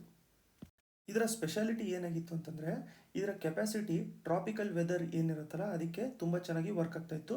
ಜೊತೆಗೆ ಹೈ ಆಲ್ಟಿಟ್ಯೂಡ್ ಕಂಡೀಷನ್, ಸೊ ಸ್ವಲ್ಪ ಹೈಟಲ್ಲೂ ಕೂಡ ಹಾರೋದಕ್ಕೆ ಇದು ಕೂಡ ತುಂಬ ಚೆನ್ನಾಗಿ ಆಗ್ತಾ ಇತ್ತು. ಬಟ್ ಈಗ ಏನಾಗ್ತಿದೆ ಅಂತಂದರೆ 1969ಇಂದ ಇವಾಗವರೆಗೂ ನಾವು ನೋಡ್ಕೋಬೇಕು ಅಂತಂದರೆ ಸುಮಾರು ನಮಗೆ 50ಕ್ಕಿಂತ ಜಾಸ್ತಿ ಏಜ್ ಆಗೋಗ್ಬಿಟ್ಟಿದೆ. 50 ವರ್ಷದಕ್ಕಿಂತ ಜಾಸ್ತಿ ನಮಗೆ ಏಜ್ ಆಗೋಗ್ಬಿಟ್ಟಿದೆ. ಸೊ ಇದನ್ನು ಇವಾಗ ಫೇಸ್ ಔಟು ಕೂಡ ಮಾಡ್ಕೋಬೇಕು. ನೆಕ್ಸ್ಟು ಇನ್ನೊಂದು ಹೆಲಿಕಾಪ್ಟರ್, ಅದರ ಹೆಸರು ಬಂದ್ಬಿಟ್ಟು ನಮಗೆ ಅಲ್ಯೂಟ್ ಥರ್ಡ್ ಅಂತ ಹೇಳ್ಬಿಟ್ಟು. ಸೊ ಅಲ್ಯೂಟ್ ಥರ್ಡು ಇದು ಕೂಡ ನಾವು ಫ್ರಾನ್ಸಿಂದ ತೊಗೊಂಡಿರುವಂಥದ್ದು. ಸೊ ಇದು 1969 ಟೈಮಲ್ಲಿ, ಅದಾದಮೇಲೆ ಇದು 1962 ಟೈಮಲ್ಲಿ ಇದು ಬಂದಿತ್ತು. ಸೊ ಇದನ್ನು ನಮಗೆ ಲೈಸೆನ್ಸ್ ತೊಗೊಂಬಿಟ್ಟು HAL ಇಂಡಿಯಾದಲ್ಲಿ ಪ್ರೊಡ್ಯೂಸ್ ಮಾಡ್ಕೊತಾ ಇತ್ತು. ಅದಕ್ಕೆ ಹೆಸರು ಏನಿಟ್ಟಿತ್ತು ಅಂತಂದರೆ ಚೇತಕ್ ಅಂತ ಹೇಳ್ಬಿಟ್ಟು ಇಟ್ಟಿತ್ತು. ಸೊ ಚೀತಾ ಹೆಲಿಕಾಪ್ಟರ್ಸ್ ಮತ್ತು ಚೇತಕ್ ಹೆಲಿಕಾಪ್ಟರು ಎರಡರದ್ದು ಡಿಫ್ರೆನ್ಸು ಮತ್ತು ಹೆಸರು ನಿಮಗೆ ಗೊತ್ತಾಗಿದೆ ಅಂತ ಹೇಳ್ಬಿಟ್ಟು ಅಂದ್ಕೊಂಡಿದ್ದೀನಿ. ಸೊ ಇವು ಯಾವ ಥರದ್ದು ಅಂತಂದರೆ ಇವೆಲ್ಲದೂ ಕೂಡ ನಮಗೆ ಮಲ್ಟಿಪರ್ಪಸ್ ಹೆಲಿಕಾಪ್ಟರ್ಸು. ಸೊ ತುಂಬ ಅಂತಂದರೆ ಈಗ ಎಕ್ಸಾಂಪಲು ಟ್ರಾನ್ಸ್ಪೋರ್ಟ್ಗೋಸ್ಕರನೂ ಕೂಡ ಯೂಸ್ ಆಗುತ್ತೆ, ಇಲ್ಲ ಅಂತಂದರೆ ನಮಗೆ ನಾರ್ಮಲಾಗಿ ಡಿಸಾಸ್ಟರ್ ಮ್ಯಾನೇಜ್ಮೆಂಟ್ ಟೈಮಲ್ಲೂ ಕೂಡ ಇದು ಯೂಸ್ ಆಗುತ್ತೆ. ಏನಾದರೂ ನಮಗೆ ಇದರಲ್ಲಿ ರೆಸ್ಕ್ಯೂ ರಿಲೀಫಲ್ಲಿ, ಇಲ್ಲ ಅಂತಂದರೆ ಏನಾದರೂ ನಮಗೆ ಇದರಲ್ಲಿ ಈಕ್ವಿಪ್ಮೆಂಟ್ಸ್ ಏನಾದರೂ ತಲುಪಿಸ್ಬೇಕು, ಟ್ರಾನ್ಸ್ಪೋರ್ಟ್ ಮಾಡಬೇಕು, ಮೆಟೀರಿಯಲ್ಸ್ಗಳನ್ನೆಲ್ಲಾದರೂ ತಲುಪಿಸ್ಬೇಕು, ರೆಸ್ಕ್ಯೂ ಮಾಡಬೇಕು, ಸರ್ಚ್ ಮಾಡಬೇಕು, ಆ ಆಪ್ರೇಷನ್ಸ್ಗಳೆಲ್ಲದಕ್ಕೂ ಕೂಡ ಈ ಚೀತಾ ಮತ್ತು ಚೇತಕ್ ಹೆಲಿಕಾಪ್ಟರ್ಸು ತುಂಬಾ ಜಾಸ್ತಿ ಯೂಸ್ ಆಗ್ತಾಯಿತ್ತು. ಬಟ್ ಆ್ಯಕ್ಚುಲಿ ನಮಗೆ ಇಲ್ಲಿ ನಾವು ನೋಡ್ತಾ ಇರೋಂಗೆ 1969ಅಲ್ಲಿ ಡೆವಲಪ್ ಮಾಡಿರೋಂಥದ್ದು, 1962ಅಲ್ಲಿ ಡೆವಲಪ್ ಮಾಡ್ಕೊಂಡಿರೋಂಥದ್ದು. ಸೊ ಇವು ಎಲ್ಲದಕ್ಕೂ ಕೂಡ ನಮಗೆ ಸಿಕ್ಕಾಪಟ್ಟೆ ಜಾಸ್ತಿ ಏಜು ಕೂಡ ಆಗ್ತಾಯಿದೆ ಇವಾಗ. ಟೋಟಲ್ಲು ಚೀತಾ ಮತ್ತು ಚೇತಕ್ಕು ಹೆಲಿಕಾಪ್ಟರ್ಸು ನಮ್ಮ ಹತ್ರ ಇರೋವಂಥದ್ದು ಅಂತಂದರೆ ಚೀತಲ್ ಅಂತಲೂ ಕೂಡ ಒಂದು ಹೆಲಿಕಾಪ್ಟರ್ ಇದೆ. ಇವೆಲ್ಲದೂ ಸೇರಿ ಟೋಟಲಾಗಿ ಇರೋವಂಥದ್ದು ನಮಗೆ 246 ಹೆಲಿಕಾಪ್ಟರ್ಸು ಯಾರ ಹತ್ರ? ಇಂಡಿಯನ್ ಆರ್ಮಿ ಹತ್ರ ಇರೋವಂಥದ್ದು. ಸೊ ಇದರಲ್ಲಿ ಇವಾಗ ವರ್ಕಿಂಗಲ್ಲಿ ಇರೋವಂಥದ್ದು ಅಂತಂದರೆ ಟೋಟಲಾಗಿ ನಮ್ಮ ಹತ್ರ ಬಂದಿದ್ದು ಅಥವಾ ನಾವು ಮ್ಯಾನುಫ್ಯಾಕ್ಚರ್ ಮಾಡ್ಕೊಂಡಿದ್ದು ಇಲ್ಲ ಇಂಪೋರ್ಟ್ ಮಾಡ್ಕೊಂಡಿದ್ದು 246 ಇತ್ತು. ಬಟ್ ಆಪರೇಷನಲ್ಲಿ ಇರುವಂಥದ್ದು ನಿಯರ್ಲಿ 190 ಹೆಲಿಕಾಪ್ಟರ್ಸ್ ಅಷ್ಟೇ ಇರುವಂಥದ್ದು. ಸೊ ಇದರಲ್ಲೂ ಕೂಡ ನಾವು ನೋಡ್ಕೋಬೇಕು ಅಂತಂದರೆ ಯಾವಾಗಲೂ ಕೂಡ ಅದು ಮೇಂಟೆನೆನ್ಸಲ್ಲಿ ಸುಮಾರು ಜಾಸ್ತಿ ಇರ್ತವೆ. ಸೊ ಅದರ ಡೆಫಿಷಿಯನ್ಸಿ ನಾವು ನೋಡ್ಕೋಬೇಕು ಅಂತಂದರೆ ಸಿಕ್ಕಾಪಟ್ಟೆ ಕಮ್ಮಿ ಆಗಿರುತ್ತೆ, ಅಂತಂದರೆ ಸಿಕ್ಕಾಪಟ್ಟೆ ಜಾಸ್ತಿ ಅದರ ಮೇಂಟೆನೆನ್ಸಲ್ಲೇ ನಮಗೆ ಟೈಮು ಹೋಗ್ತಾ ಇರುತ್ತೆ. ಸೊ ಅದಕ್ಕೆ ನಮಗೆ ಆರ್ಮಿನೂ ಕೂಡ ಏನು ಮಾಡ್ಕೊಂಡಿದ್ದಿತ್ತು ಅಂತಂದರೆ ಇದನ್ನು ಜಾಸ್ತಿ ನಾವು ಫೇಸ್ ಔಟ್ ಮಾಡ್ಕೊಳ್ಳೋಕ್ಕೆ ಸ್ಟಾರ್ಟ್ ಮಾಡೋಣ ಅಂತಂದರೆ ಇದನ್ನು ರೀಪ್ಲೇಸ್ ಮಾಡ್ಕೊಳ್ಳೋಕ್ಕೆ ಸ್ಟಾರ್ಟ್ ಮಾಡೋಣ ಅಂತ ಹೇಳ್ಬಿಟ್ಟು ಮಾಡ್ಕೊಂಡಿದ್ದಿತ್ತು. ಸೊ ಅದಕ್ಕೆ ನಾವು ಇವಾಗ ಲೈಟ್ ಯುಟಿಲಿಟಿ ಹೆಲಿಕಾಪ್ಟರ್ಸ್ ಏನಿದಾವಲ್ಲ, ಲೈಟ್ ಯುಟಿಲಿಟಿ ಹೆಲಿಕಾಪ್ಟರ್ಸು ಇವು ಏನು ಮಾಡುತ್ತೆ ಅಂತಂದರೆ ರೀಪ್ಲೇಸ್ ಮಾಡುತ್ತೆ. ಯಾವುದಕ್ಕೆ? ಚೀತಾ ಮತ್ತು ಈ ಚೇತಕ್ ಹೆಲಿಕಾಪ್ಟರ್ಸ್ ಏನಿದಾವಲ್ಲ ಇವೆರಡನ್ನೂ ಕೂಡ ರೀಪ್ಲೇಸ್ ಮಾಡೋಕ್ಕೆ ಅಂತ ಹೇಳ್ಬಿಟ್ಟು ತೊಗೊಂಬಂದಿರೋಂಥದ್ದು ನಮಗೆ ಲೈಟ್ ಯುಟಿಲಿಟಿ ಹೆಲಿಕಾಪ್ಟರ್ಸು. ಸೊ ಈಗ ಇದು ಲೇಟೆಸ್ಟ್ ಇರುವಂಥದ್ರಿಂದ ಇದರ ಫಂಕ್ಷನ್ಸ್ಗಳು ಕೂಡ ತುಂಬ ಲೇಟೆಸ್ಟ್ ಆಗಿರುತ್ತೆ. ಈ ಎಕ್ಸಾಂಪಲ್ಲು ಗ್ಲಾಸ್ ಕಾಕ್ಪಿಟ್ ಕೊಟ್ಟಿರ್ತಾರೆ, ಅದಾದಮೇಲೆ ಸಿಂಗಲ್ ಟರ್ಬೋ ಶಾಫ್ಟ್ ಇಂಜಿನ್ ಇರುವಂಥದ್ದು ಇದರಲ್ಲಿ. ಸೊ ಸ್ಪೀಡು ಕೂಡ ತುಂಬ ಚೆನ್ನಾಗಿ ಹೋಗ್ತಾ ಇರುತ್ತಿದ್ದು. ಸೊ ಇವೆಲ್ಲದೂ ಕೂಡ ನಮಗೆ ಟೆಕ್ನಿಕಲ್ ಕಂಡೀಷನ್ಸು ಅಷ್ಟೊಂದೇನು ಇಂಪಾರ್ಟೆಂಟ್ ಆಗಿರಲ್ಲ, ಬಟ್ ಯಾವುದನ್ನು ರೀಪ್ಲೇಸ್ ಮಾಡ್ತೀವಿ ಅನ್ನೋದು ಇಂಪಾರ್ಟೆಂಟ್ ಆಗಿರುತ್ತೆ. ಸೊ ಲೈಟ್ ಯುಟಿಲಿಟಿ ಹೆಲಿಕಾಪ್ಟರ್ಸು ಚೀತಾ ಮತ್ತು ಚೇತಕ್ನ ರೀಪ್ಲೇಸ್ ಮಾಡ್ತಾ ಇರುತ್ತೆ. ಅಡಿಷ್ನಲ್ ಇಂಪಾರ್ಟೆಂಟ್ ಇನ್ಫಾರ್ಮೇಷನು ಕೂಡ ನಾವು ನೋಡ್ಕೊಂಡಿದ್ದೀವಿ ಈಗಾಗಲೇ. ಸ್ಟಾರ್ಟಿಂಗಲ್ಲಿ ಇಲ್ಲಿ ನಮಗೆ ತುಮಕೂರಲ್ಲಿ ಮಾಡಿರೋಂಥ ಫೆಸಿಲಿಟಿಯಲ್ಲಿ ಸ್ಟಾರ್ಟಿಂಗಲ್ಲಿ ಲೈಟ್ ಯುಟಿಲಿಟಿ ಹೆಲಿಕಾಪ್ಟರ್ಸ್ ಮ್ಯಾನುಫ್ಯಾಕ್ಚರ್ ಮಾಡ್ತಾರೆ. ಅದಾದಮೇಲೆ ಏನಾಗುತ್ತೆ ಅಂತಂದರೆ ಲೈಟ್ ಕಾಂಬ್ಯಾಟ್ ಹೆಲಿಕಾಪ್ಟರ್ಸ್, ಅದರ ಜೊತೆಗೆ Indian multi role helicopters. So ಹೆಸರೇ ಹೇಳ್ತಾ ಇರೋಂಗೆ ನಮಗೆ ಕಾಂಬ್ಯಾಟ್ ಹೆಲಿಕಾಪ್ಟರ್ಸ್ ಬಂದ್ಬಿಟ್ಟು ನಮಗೆ ಯಾವ ಥರದ್ದು ಫೈಟ್ಸಲ್ಲಿ ವಾರಲ್ಲೆಲ್ಲ ಯೂಸ್ ಮಾಡ್ಕೊಳ್ಳೋದಕ್ಕೆ. ಮಲ್ಟಿ ರೋಲ್ ಅಂತಂದರೆ ಮಲ್ಟಿಪಲ್ ಫಂಕ್ಷನ್ಸ್ ಇರುತ್ತದು. ಸೊ ಅದಕ್ಕೋಸ್ಕರ ಇವನ್ನೆಲ್ಲ ಫ್ಯೂಚರಲ್ಲಿ ಇವುಗಳನ್ನೆಲ್ಲದನ್ನು ಕೂಡ ಎಕ್ಸ್ಪ್ಯಾಂಡ್ ಮಾಡ್ತಾರೆ, ಅಂತಂದರೆ ಇವುಗಳನ್ನೆಲ್ಲದನ್ನು ಕೂಡ ನಮಗೆ ಮ್ಯಾನುಫ್ಯಾಕ್ಚರ್ ಮಾಡ್ಕೊಳ್ಳೋಕ್ಕೆ ಸ್ಟಾರ್ಟ್ ಮಾಡ್ತಾರೆ ಅಂತ ಹೇಳ್ಬಿಟ್ಟು ಹೇಳ್ತಾ ಇದ್ದಾರೆ. ಪ್ರೈಮ್ ಮಿನಿಸ್ಟರು ಕೂಡ ಇದರಲ್ಲಿ ಹೇಳ್ತಿರೋ ಹಂಗೆ ಆಲ್ಮೋಸ್ಟ್ ನೆಕ್ಸ್ಟ್ 20 ವರ್ಷಗಳಲ್ಲಿ ಇದು HAL ಏನಿದೆಯಲ್ಲ ಆಲ್ಮೋಸ್ಟ್ 1000ಕ್ಕಿಂತ ಜಾಸ್ತಿ ಹೆಲಿಕಾಪ್ಟರ್ಸ್ನ ಮ್ಯಾನುಫ್ಯಾಕ್ಚರ್ ಮಾಡ್ತಾರೆ. ಈ ತುಮಕೂರಲ್ಲಿ ಆಗುವಂಥ ಮ್ಯಾನುಫ್ಯಾಕ್ಚರಿಂಗ್ ಪ್ಲ್ಯಾಂಟಲ್ಲಿ 1000ಕ್ಕಿಂತ ಜಾಸ್ತಿನೂ ಕೂಡ ಇಲ್ಲಿ ಮ್ಯಾನುಫ್ಯಾಕ್ಚರ್ ಮಾಡ್ತಾರೆ ಅಂತ ಹೇಳ್ಬಿಟ್ಟು ಪ್ರಾಮಿಸ್ ಮಾಡ್ಕೊಂಡಿರೋವಂಥದ್ದು. ಸೊ ಓವರಾಲ್ ಆಗಿ ನಾವು ಕಾನ್ಸೆಪ್ಟ್ ಏನಿದೆ ಅಂತ ಹೇಳ್ಬಿಟ್ಟು ನೋಡ್ಕೊಂಡಿದ್ದೀವಿ. ಬಟ್ ಈಗ ನಮಗೆ ಇಂಪಾರ್ಟೆಂಟ್ ಪಾಯಿಂಟ್ಸ್ ಏನೇನು, ಫಸ್ಟ್ ಒಂದು ಬಂದ್ಬಿಟ್ಟು ಏಷ್ಯಾದು ಲಾರ್ಜೆಸ್ಟ್ ಹೆಲಿಕಾಪ್ಟರ್ ಮ್ಯಾನುಫ್ಯಾಕ್ಚರಿಂಗ್ ಫೆಸಿಲಿಟಿ ಇದು. ಅದ್ರ ಜೊತೆಗೆ ಇಂಡಿಯಾದು ಲಾರ್ಜೆಸ್ಟ್ ಅಂತೂ ಆಬ್ವಿಯಸ್ಲಿ ಆಗಿರುತ್ತೆ, ಕರೆಕ್ಟ್ ಅಲ್ವಾ? ಸೊ ಇದು ಎಲ್ಲಿ ಬರ್ತಾ ಇರೋವಂಥದ್ದು ಅಂತಂದರೆ ತುಮಕೂರಲ್ಲಿ ಬರ್ತಾ ಇರೋವಂಥದ್ದು. ಇದರ ಫೌಂಡೇಶನ್ ಸ್ಟೋನ್ ಬಂದ್ಬಿಟ್ಟು 2016 ಇಟ್ಟಿದ್ರು. ಸೊ ರೀಸೆಂಟಾಗಿ ಮತ್ತೆ ಇದ್ರ ರಿಲೇಟೆಡು ಸಿಕ್ಕಾಪಟ್ಟೆ ಜಾಸ್ತಿ ನ್ಯೂಸಲ್ಲೂ ಕೂಡ ಇತ್ತಿದ್ದು, ಅಂತಂದರೆ ಅನೌನ್ಸ್ ಆ ಟೈಮಲ್ಲಿ ಮಾಡ್ಕೊಂಡಿದ್ದಿದ್ರು. ಬಟ್ ಏನು ಮಾಡಿದ್ರು ಅಂತಂದರೆ ಇದರಲ್ಲಿ 2016ಇಂದ ಇವಾಗವರೆಗೂ ಕೂಡ ಕನ್ಸ್ಟ್ರಕ್ಷನ್ ಆಗ್ತಾಯಿತ್ತು. ಇದನ್ನು ಇವಾಗ 2023 ಇನಾಗ್ರೇಟ್ ಮಾಡಿದ್ರು, ಹೋದ ವರ್ಷನೇ ಇದನ್ನು ಇನಾಗ್ರೇಟ್ ಮಾಡಿದ್ರು. ಸೊ ಇನಿಷಿಯಲಿ ಏನು ಪ್ರೊಡ್ಯೂಸ್ ಮಾಡುತ್ತೆ ಅಂತಂದರೆ ಲೈಟ್ ಯುಟಿಲಿಟಿ ಹೆಲಿಕಾಪ್ಟರ್ಸು, ಲೈಟ್ ಕಾಂಬ್ಯಾಟ್ ಅಲ್ಲ, ಇಂಡಿಯನ್ ಮಲ್ಟಿ ರೋಲ್ ಹೆಲಿಕಾಪ್ಟರ್ಸ್ ಅಲ್ಲ, ಲೈಟ್ ಯುಟಿಲಿಟಿ ಹೆಲಿಕಾಪ್ಟರ್ಸ್ನ ಸ್ಟಾರ್ಟಿಂಗ್ ಪ್ರೊಡ್ಯೂಸ್ ಮಾಡುತ್ತೆ. ಇದು ಯಾವುದನ್ನು ರೀಪ್ಲೇಸ್ ಮಾಡುತ್ತೆ, ನಮಗೆ ಚೀತಾ ಮತ್ತು ಚೇತಕ್ನ ರೀಪ್ಲೇಸ್ ಮಾಡುತ್ತೆ. ಅದಾದಮೇಲೆ ಲೈಟ್ ಕಾಂಬ್ಯಾಟ್ ಹೆಲಿಕಾಪ್ಟರ್ಸು ಮತ್ತು ಇಂಡಿಯನ್ ಮಲ್ಟಿ ರೋಲ್ ಹೆಲಿಕಾಪ್ಟರ್ಸ್ನೂ ಕೂಡ ಇದು ಮ್ಯಾನುಫ್ಯಾಕ್ಚರ್ ಮಾಡುತ್ತೆ. ನೆಕ್ಸ್ಟ್ ಇಂಪಾರ್ಟೆಂಟ್ ಇರೋವಂಥದ್ದು ನಮಗೆ ನಮ್ಮ ಕ್ಲಿನಿಕ್ಸ್ ಅಂತ ಹೇಳ್ಬಿಟ್ಟು. ಸೊ ಫಸ್ಟು ನಮ್ಮ ಕ್ಲಿನಿಕ್ಸ್ ಅಂದರೆ ಏನು ಅಂತ ಹೇಳ್ಬಿಟ್ಟು ನಾವು ನೋಡ್ಕೊಳ್ಳೋಣ. ಸೊ ಇದು ನಮಗೆ ಅರ್ಬನ್ ಏರಿಯಾಸಲ್ಲಿ primary health care facility provide ಮಾಡಬೇಕು ಅಂತ, primary health care facility provide ಮಾಡಬೇಕು ಅಂತ ಹೇಳ್ಬಿಟ್ಟು ಮಾಡ್ಕೊಂಡಿರುವಂಥದ್ದು ನಮ್ಮ ಕ್ಲಿನಿಕ್ಸು. ಸೊ ಟೋಟಲಾಗಿ ನಾವು ಇಡೀ ಕರ್ನಾಟಕದ ಅರ್ಬನ್ ಏರಿಯಾಸ್ ನಾವು ಇಡೀ ಸ್ಟೇಟಲ್ಲಿ ನಾವು ನೋಡ್ಕೋಬೇಕು ಅಂತಂದರೆ ಟೋಟಲಾಗಿ 438 ಕ್ಲಿನಿಕ್ಸ್ನ ತೊಗೊಂಬರ್ತಾರೆ, ಗೌರ್ಮೆಂಟ್ ಕಡೆಯಿಂದ ತೊಗೊಂಬಂದಿರ್ತಾರೆ. ಸೊ ಈ 438 ಕ್ಲಿನಿಕ್ಸಲ್ಲಿ ನಿಯರ್ಲಿ ನಮಗೆ 243 ಕ್ಲಿನಿಕ್ಸು ಬೆಂಗಳೂರಲ್ಲೇ ಇದನ್ನು ಎಸ್ಟಾಬ್ಲಿಷ್ ಮಾಡಿರ್ತಾರೆ. ಎಲ್ಲಿ? ಬೆಂಗಳೂರಲ್ಲೇ ಇದನ್ನು ಓಪನ್ ಮಾಡಿರ್ತಾರೆ. ಈಗಾಗಲೇ ಸುಮಾರು 100ಕ್ಕಿಂತ ಜಾಸ್ತಿ ನಮಗೆ ನಮ್ಮ ಕ್ಲಿನಿಕ್ಸು ಆಪ್ರೇಷನಲಲ್ಲಿ ಇರೋವಂಥದ್ದು. ಸೊ ಈ ಪ್ರತಿಯೊಂದು ನಮ್ಮ ಕ್ಲಿನಿಕಲ್ಲಿ ಒಬ್ಬರು ಡಾಕ್ಟರ್ ಇರ್ತಾರೆ, ಅದಾದಮೇಲೆ ಒಬ್ಬರು ನರ್ಸಿಂಗ್ ಸ್ಟಾಫ್ ಇರ್ತಾರೆ, ಒಬ್ಬರು ನರ್ಸಿಂಗ್ ಸ್ಟಾಫು, ಒಬ್ಬರು ಡಾಕ್ಟರು, ಪ್ಲಸ್ ಒಬ್ಬರು ಲ್ಯಾಬ್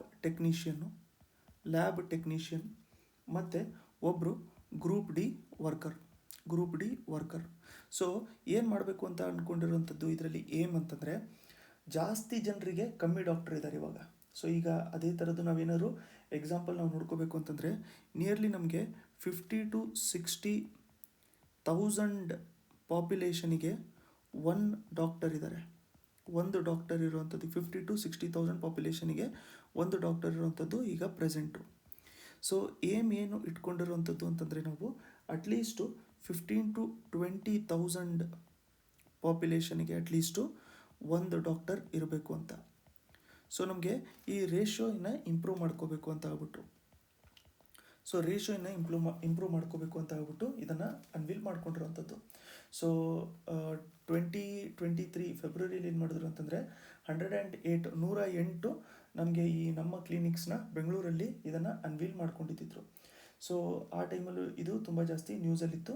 ಬಟ್ ನಮಗೆ ಬೇಸಿಕ್ ಕಾನ್ಸೆಪ್ಟ್ಸ್ನ ಗೊತ್ತಿರಬೇಕು. ಒಂದೇನು ಅಂತಂದರೆ ನಮ್ಮ ಕ್ಲಿನಿಕ್ಸ್ ಅಂತ ಹೇಳಿ ಬಂದ ತಕ್ಷಣ ಇದು ಬೆಂಗಳೂರಿಗಷ್ಟೇ ರೆಸ್ಟ್ರಿಕ್ಟೆಡ್ ಇದೆಯಾ ಅಂತ ಹೇಳ್ಬಿಟ್ಟು ಕೇಳ್ತಾರೆ. ಇಲ್ಲ, ಇದು ಬೆಂಗಳೂರಿಗಷ್ಟೇ ರೆಸ್ಟ್ರಿಕ್ಟೆಡ್ ಇಲ್ಲ, ಆಲ್ ಓವರ್ ದ ಸ್ಟೇಟ್ ಇರುವಂಥದ್ದು 438 ಕ್ಲಿನಿಕ್ಸ್ ಇವರು ಏಮ್ ಇಟ್ಕೊಂಡಿರುವಂಥದ್ದು. ಬಟ್ ಇವಾಗ ನಾವು ನೋಡಬೇಕು ಅಂತಂದರೆ ಜಾಸ್ತಿ ಇರುವಂಥದ್ದು ಬೆಂಗಳೂರಲ್ಲೇ. ಯಾಕೆ ಅಂತಂದರೆ ಪಾಪ್ಯುಲೇಷನ್ನು ಜಾಸ್ತಿ ಇರುತ್ತೆ ಇಲ್ಲಿ. ಸೊ ಪಾಪ್ಯುಲೇಷನ್ನು ಇಲ್ಲಿ ಜಾಸ್ತಿ ಇರುತ್ತೆ. ಇಲ್ಲಿ ಒಟ್ಟಿನಲ್ಲಿ ಪ್ರೈಮರಿ ಹೆಲ್ತ್ ಕೇರಿನ ಫೆಸಿಲಿಟೀಸ್ ಕೊಡಬೇಕು ಅಂತ ಹೇಳ್ಬಿಟ್ಟು, ಅಂತಂದರೆ ಈಗ ಸಡನ್ನಾಗಿ ಬರುವಂಥ ಪಾಪ್ಯುಲೇಷನ್ಗೆ ಅಡ್ರೆಸ್ ಮಾಡ್ಕೊಳ್ಳೋದಕ್ಕೆ ಏನು ಇಮಿಡಿಯೇಟ್ ಕೇರ್ ಇದೆ, ಪ್ರಿವೆಂಟಿವ್ ಕೇರ್ ಇದೆ, ಕ್ಯೂರೇಟಿವ್ ಹೆಲ್ತ್ ಕೇರ್ ಸರ್ವಿಸಸ್ ಏನಿದೆ ಎಲ್ಲದೂ ಕೂಡ ಒಂದೇ ಕಡೆ ಪ್ರೊವೈಡ್ ಮಾಡಬೇಕು, ಒಂದು ಕ್ವಾಲಿಟಿಯಾಗಿ ಪ್ರೈಮರಿ ಹೆಲ್ತ್ ಕೇರ್ ಪ್ರೊವೈಡ್ ಮಾಡಬೇಕು ಅಂತ ಹೇಳ್ಬಿಟ್ಟು ಸ್ಟಾರ್ಟ್ ಮಾಡ್ಕೊಂಡಿರೋಂಥದ್ದು. ಸೊ ನಮ್ಮ ಕ್ಲಿನಿಕ್ ನೆನ್ಪಿಟ್ಕೊಂಡಿರಿ. ನೆಕ್ಸ್ಟು ನಮಗೆ ತುಂಬ ಇಂಪಾರ್ಟೆಂಟ್ ಇರುವಂಥದ್ದೊಂದು ಸ್ಕೀಮ್ನ ನಾವು ನೋಡ್ಕೊಳ್ಳೋಣ. ಸೊ ಈ ಥರದ್ದು ಟೂರಿಸಮು, ಕಲ್ಚರ್ ರಿಲೇಟೆಡ್ ಸ್ಕೀಮ್ ಎಲ್ಲ ಏನಿರುತ್ತಲ್ಲ ಅವೆಲ್ಲದೂ ಕೂಡ ಯೂಶ್ವಲಿ ಎಕ್ಸಾಮ್ಸ್ಗಳಲ್ಲಿ ಫೇವ್ರೆಟ್ ಟಾಪಿಕ್ ಆಗಿರುತ್ತೆ. ಸೊ ಇಲ್ಲಿ ಪ್ರಸಾದ್ ಸ್ಕೀಮ್ ಅಂತ. ಸೊ ಪ್ರಸಾದ್ ಸ್ಕೀಮ್ ಇದರ ಫುಲ್ ಫಾರ್ಮ್ ಏನು ಅಂತಂದರೆ ಪಿಲಿಗ್ರಿಮೇಜ್ ರಿಜುವಿನೇಷನ್ ಮತ್ತು ಸ್ಪಿರಿಚುವಲ್ ಆಗ್ಮೆಂಟೇಷನ್ ಡ್ರೈವ್ ಅಂತ. Pilgrimage rejuvenation and spiritual augmentation drive ಅಂತ ಹೇಳ್ಬಿಟ್ಟು. ಸೊ ಅದಕ್ಕೆ ನಾವು ಪ್ರಸಾದ್ ಸ್ಕೀಮ್ ಅಂತ ಹೇಳ್ಬಿಟ್ಟು ಕರಿತೀವಿ. ಯಾವ ಮಿನಿಸ್ಟ್ರಿ ಅಂಡರಲ್ಲಿ ಬರೋಂಥದ್ದು ಇದು? ಸೊ ಇದು ಮಿನಿಸ್ಟ್ರಿ ಆಫ್ ಕಲ್ಚರ್ ಅಲ್ಲ, ಮಿನಿಸ್ಟ್ರಿ ಆಫ್ ಟೂರಿಸಮ್ ಅಂಡರಲ್ಲಿ ಬರುವಂಥದ್ದು. ಸೊ ಟೂರಿಸಮ್ ಅಂಡರಲ್ಲಿ ಬರುವಂಥದ್ದು. ಸೊ ನಮಗೆ ಥೀಮ್ ಬೇಸ್ಡ್ ಟೂರಿಸಮು ಕೂಡ ಸ್ಟಾರ್ಟ್ ಮಾಡ್ಕೊಂಡಿರೋಂಥದ್ದು ಅಂತಂದರೆ ಸರ್ಕ್ಯೂಟಲ್ಲಿ.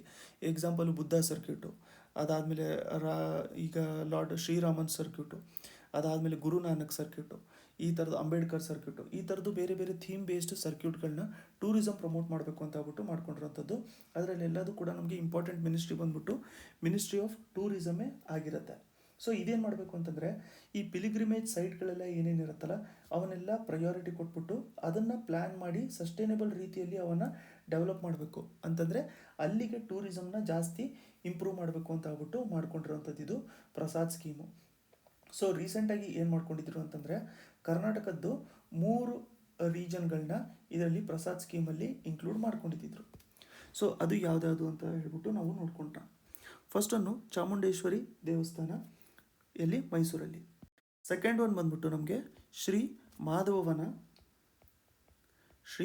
ಮಾಧವವನ ಎಲ್ಲಿರುವಂಥದ್ದು? ಇದು ನಮಗೆ ಉಡುಪಿ. ಸೊ ಇದೇ ಥರ ನಮಗೆ ಡೈರೆಕ್ಟಾಗಿ ಪೇರ್ಸಲ್ಲೂ ಕೂಡ ಕೇಳ್ಬೋದು. ನೆಕ್ಸ್ಟು ಪಾಪನಾಶ ದೇವಸ್ಥಾನ, ಪಾಪನಾಶ್ ಟೆಂಪಲ್. ಸೊ ಇದೆಲ್ಲಿರುವಂಥದ್ದು ಅಂತಂದರೆ ನಮಗೆ ಬೀದರ್ ಡಿಸ್ಟ್ರಿಕ್ಟು. ಅದಾದಮೇಲೆ ಶ್ರೀ ರೇಣುಕಾ ಯಲ್ಲಮ್ಮ ದೇವಸ್ಥಾನ ಎಲ್ಲಿರುವಂಥದ್ದು ಅಂತಂದರೆ ಸೌದತ್ತಿ. ನಮಗೆ ನಮ್ಮ ಹುಬ್ಬಳ್ಳಿ ಧಾರವಾಡ ರೀಜನಿಂದ ಯಾರಾದರೂ ಇದ್ದರೆ ನಿಮ್ಗೆ ಗೊತ್ತಿರುತ್ತೆ. ಸೊ ಸೌದತ್ತಿ ಅಂತಲೇ ಬರೆದಿರ್ತೀನಿ. ಇದು ಬಂದ್ಬಿಟ್ಟು ನಮಗೆ ಬೆಳಗಾವಿ ಡಿಸ್ಟ್ರಿಕ್ಟಲ್ಲಿ ಬರುವಂಥದ್ದು. ಸೊ ಇವೆಲ್ಲದನ್ನೂ ಕೂಡ ಈ ರೀಜನ್ಸ್ಗಳನ್ನ ಈ ಪ್ರಸಾದ್ ಸ್ಕೀಮ್ ಅಲ್ಲಿ ಇವರೇನು ಮಾಡ್ಕೊಂಡಿದ್ದಾರೆ? ಇನ್ಕ್ಲೂಡ್ ಮಾಡ್ಕೊಂಡಿದ್ದಾರೆ.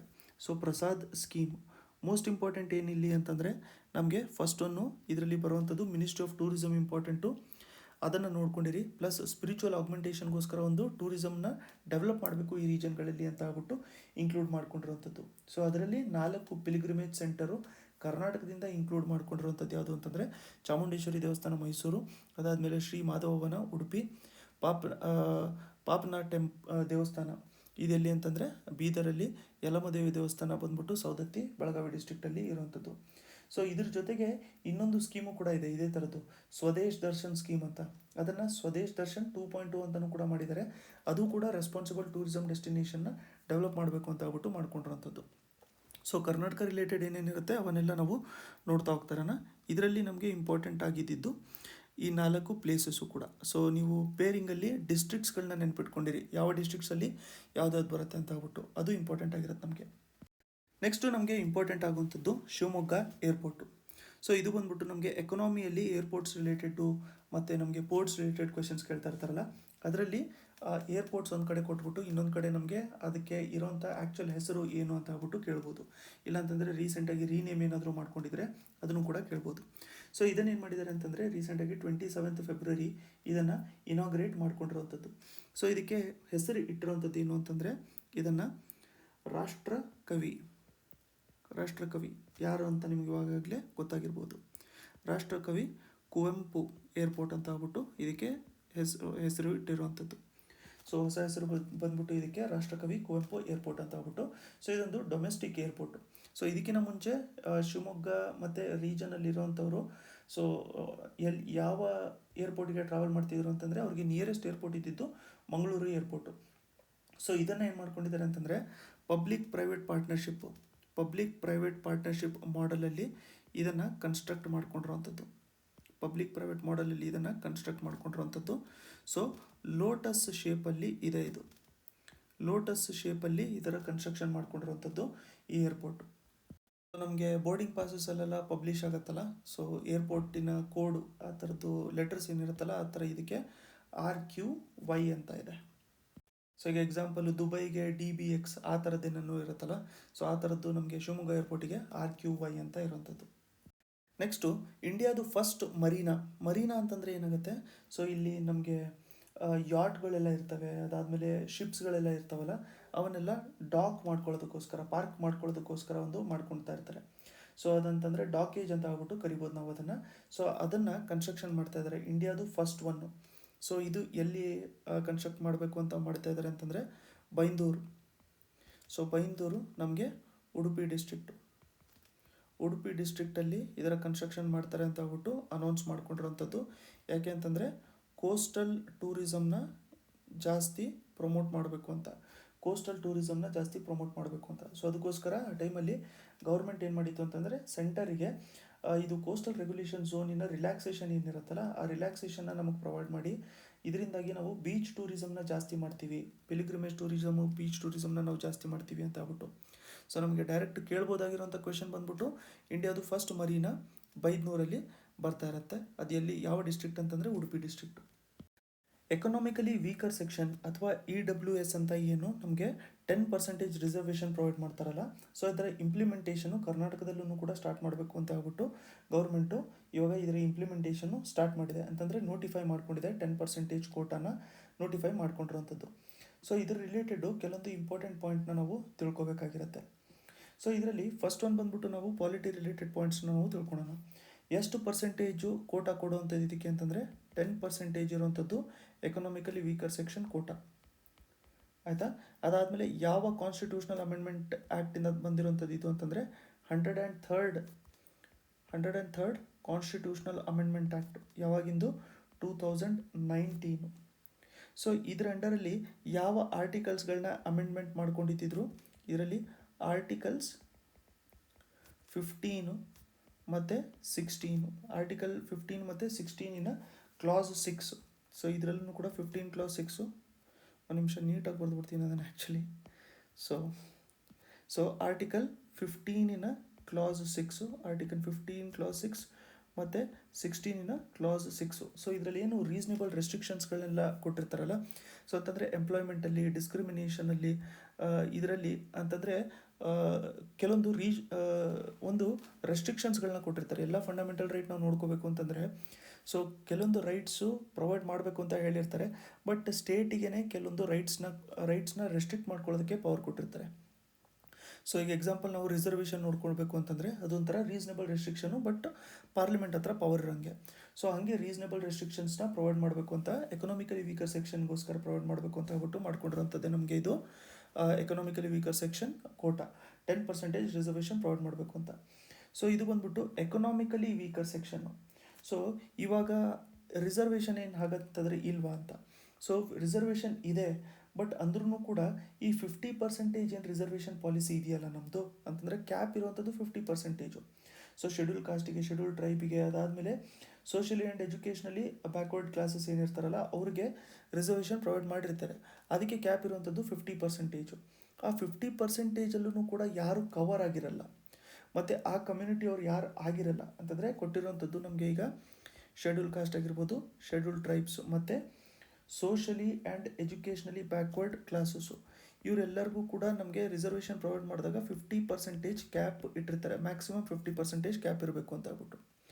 ಬಟ್ ಈ ಕಮ್ಯುನಿಟೀಸ್ ಬಿಟ್ಬಿಟ್ಟು ಹೊರಗಡೆಯಿಂದನೂ ಕೂಡ ನಮಗೆ ಎಕನಾಮಿಕಲಿ ವೀಕರ್ ಸೆಕ್ಷನ್ ಇರ್ತಾರಲ್ಲ ಅವ್ರಿಗೆ ರಿಸರ್ವೇಷನ್ನು ಪ್ರೊವೈಡ್ ಮಾಡಬೇಕು. ಅವರಲ್ಲೂ ಕೂಡ ಮೆರಿಟ್ ಬೇಸಿಸ್ ರಿಸರ್ವೇಷನ್ ಪ್ರೊವೈಡ್ ಮಾಡಬೇಕು ಅಂತ. ಸೊ ಇದು ಯಾವುದರಲ್ಲಿ, ಮತ್ತು ಜಾಬ್ ಮತ್ತು ಅಡ್ಮಿಷನ್ಸ್ಗಳಲ್ಲಿ, ಜಾಬ್ ಮತ್ತು ಅಡ್ಮಿಷನ್ಸ್ ಇನ್ ಎಜುಕೇಷನ್ ಇನ್ಸ್ಟಿಟ್ಯೂಷನ್ಸಲ್ಲಿ ಇದನ್ನು ಪ್ರೊವೈಡ್ ಮಾಡಬೇಕು ಅಂತ ಹೇಳ್ಬಿಟ್ಟು ಮಾಡ್ಕೊಂಡಿರೋಂಥದ್ದು. ಸೊ ಅವರಿಗೆ ಇದನ್ನು ಪ್ರೊವೈಡ್ ಮಾಡಬೇಕು ಅಂತ. ಈಗ ಇದರಲ್ಲಿ ನಮಗೆ ಇಂಪಾರ್ಟೆಂಟ್ ಇರೋಂಥ ಪಾಯಿಂಟ್ಸು ಯಾವುದ್ಯಾವುದು ಅಂತ ಹೇಳ್ಬಿಟ್ಟು ನಾವು ನೋಡ್ಕೊಬೇಕು. ಸೊ ಇದರಲ್ಲಿ ಫಸ್ಟ್ ನಮಗೆ ಇಂಪಾರ್ಟೆಂಟ್ ಇರೋವಂಥದ್ದು ಏನು ಅಂತಂದರೆ, ಕರ್ನಾಟಕದಲ್ಲಿ ಇದರ ಇಂಪ್ಲಿಮೆಂಟೇಷನ್ ಸ್ಟಾರ್ಟ್ ಮಾಡ್ಕೊಂಡಿದ್ದಾರೆ. ಮುಸ್ಲಿಮ್ಸ್ನೂ ಕೂಡ ಎಕನಾಮಿಕಲಿ ವೀಕರ್ ಸೆಕ್ಷನಲ್ಲಿ ಇನ್ಕ್ಲೂಡ್ ಮಾಡಿದ್ದಾರೆ. ಮೋಸ್ಟ್ ಇಂಪಾರ್ಟೆಂಟ್ ಪಾಯಿಂಟ್ ಇದು. So most important point. So Muslims ಬಿಟ್ಟರೆ ನಾರ್ಮಲಾಗಿ 5 ಕಮ್ಯುನಿಟೀಸ್ನ ನೋಟಿಫೈ ಮಾಡ್ಕೊಂಡಿದ್ದು. 5 ಕಮ್ಯುನಿಟೀಸ್ನ ನೋಟಿಫೈ ಮಾಡ್ಕೊಂಡಿರೋಂಥದ್ದು ತುಂಬ ಇಂಪಾರ್ಟೆಂಟ್ ಆಗಿರುತ್ತೆ. ಫಸ್ಟ್ ಒಂದು ಬಂದ್ಬಿಟ್ಟು ನಮಗೆ ಬ್ರಾಹ್ಮಿನ್ಸಲ್ಲಿ ನಮಗೆ ಎಕನಾಮಿಕಲಿ ವೀಕರ್ ಸೆಕ್ಷನ್ ಇದ್ದರೆ ಅವರು. ಸೊ ಇದು ಎಸ್ಪೆಷಲಿ ಕರ್ನಾಟಕದ ನಾವು ನೋಡ್ಕೊತಾ ಇರೋಂಥದ್ದು. ಅದಾದಮೇಲೆ ನಮಗೆ ಆರ್ಯ ವೈಶ್ಯಾಸು. ಥರ್ಡ್ ಒನ್ ನಮಗೆ ಮೊದಲಿಯಾರ್ಸು. ಫೋರ್ತ್ ನಮಗೆ ಜೈನ್ಸು. ಅದಾದಮೇಲೆ ಫಿಫ್ತ್ ನಾವು ನೋಡ್ಕೋಬೇಕು ಅಂತಂದರೆ ನಮಗೆ ನಾಗರಥಾಸು. ಆಯಿತಾ. ಅದ್ರ ಜೊತೆಗೆ ಮುಸ್ಲಿಮ್ಸ್ನೂ ಕೂಡ ಇದರಲ್ಲಿ ಇನ್ಕ್ಲೂಡ್ ಮಾಡ್ಕೊಂಡಿದ್ದಾರೆ. ಸೊ ಇದರಲ್ಲಿ ನಾವು ಕಾನ್ಸಂಟ್ರೇಟ್ ಮಾಡ್ಕೋಬೇಕು ಅಂತಂದರೆ ಜೈನ್ಸು ಮತ್ತು ಮುಸ್ಲಿಮ್ಸು ನಮಗೆ ಮೈನಾರಿಟೀಸ್ ಅಂತ ಹೇಳ್ಬಿಟ್ಟು ಬಂದಿರ್ತಾರೆ, ಕರೆಕ್ಟ್ ಅಲ್ವಾ. ಬಟ್ ಅದನ್ನು ಕೂಡ ನಮಗಿಲ್ಲಿ ಎಕನಾಮಿಕಲಿ ವೀಕರ್ ಸೆಕ್ಷನಲ್ಲಿ ಇನ್ಕ್ಲೂಡ್ ಮಾಡ್ಕೊಂಡಿರೋಂಥದ್ದು.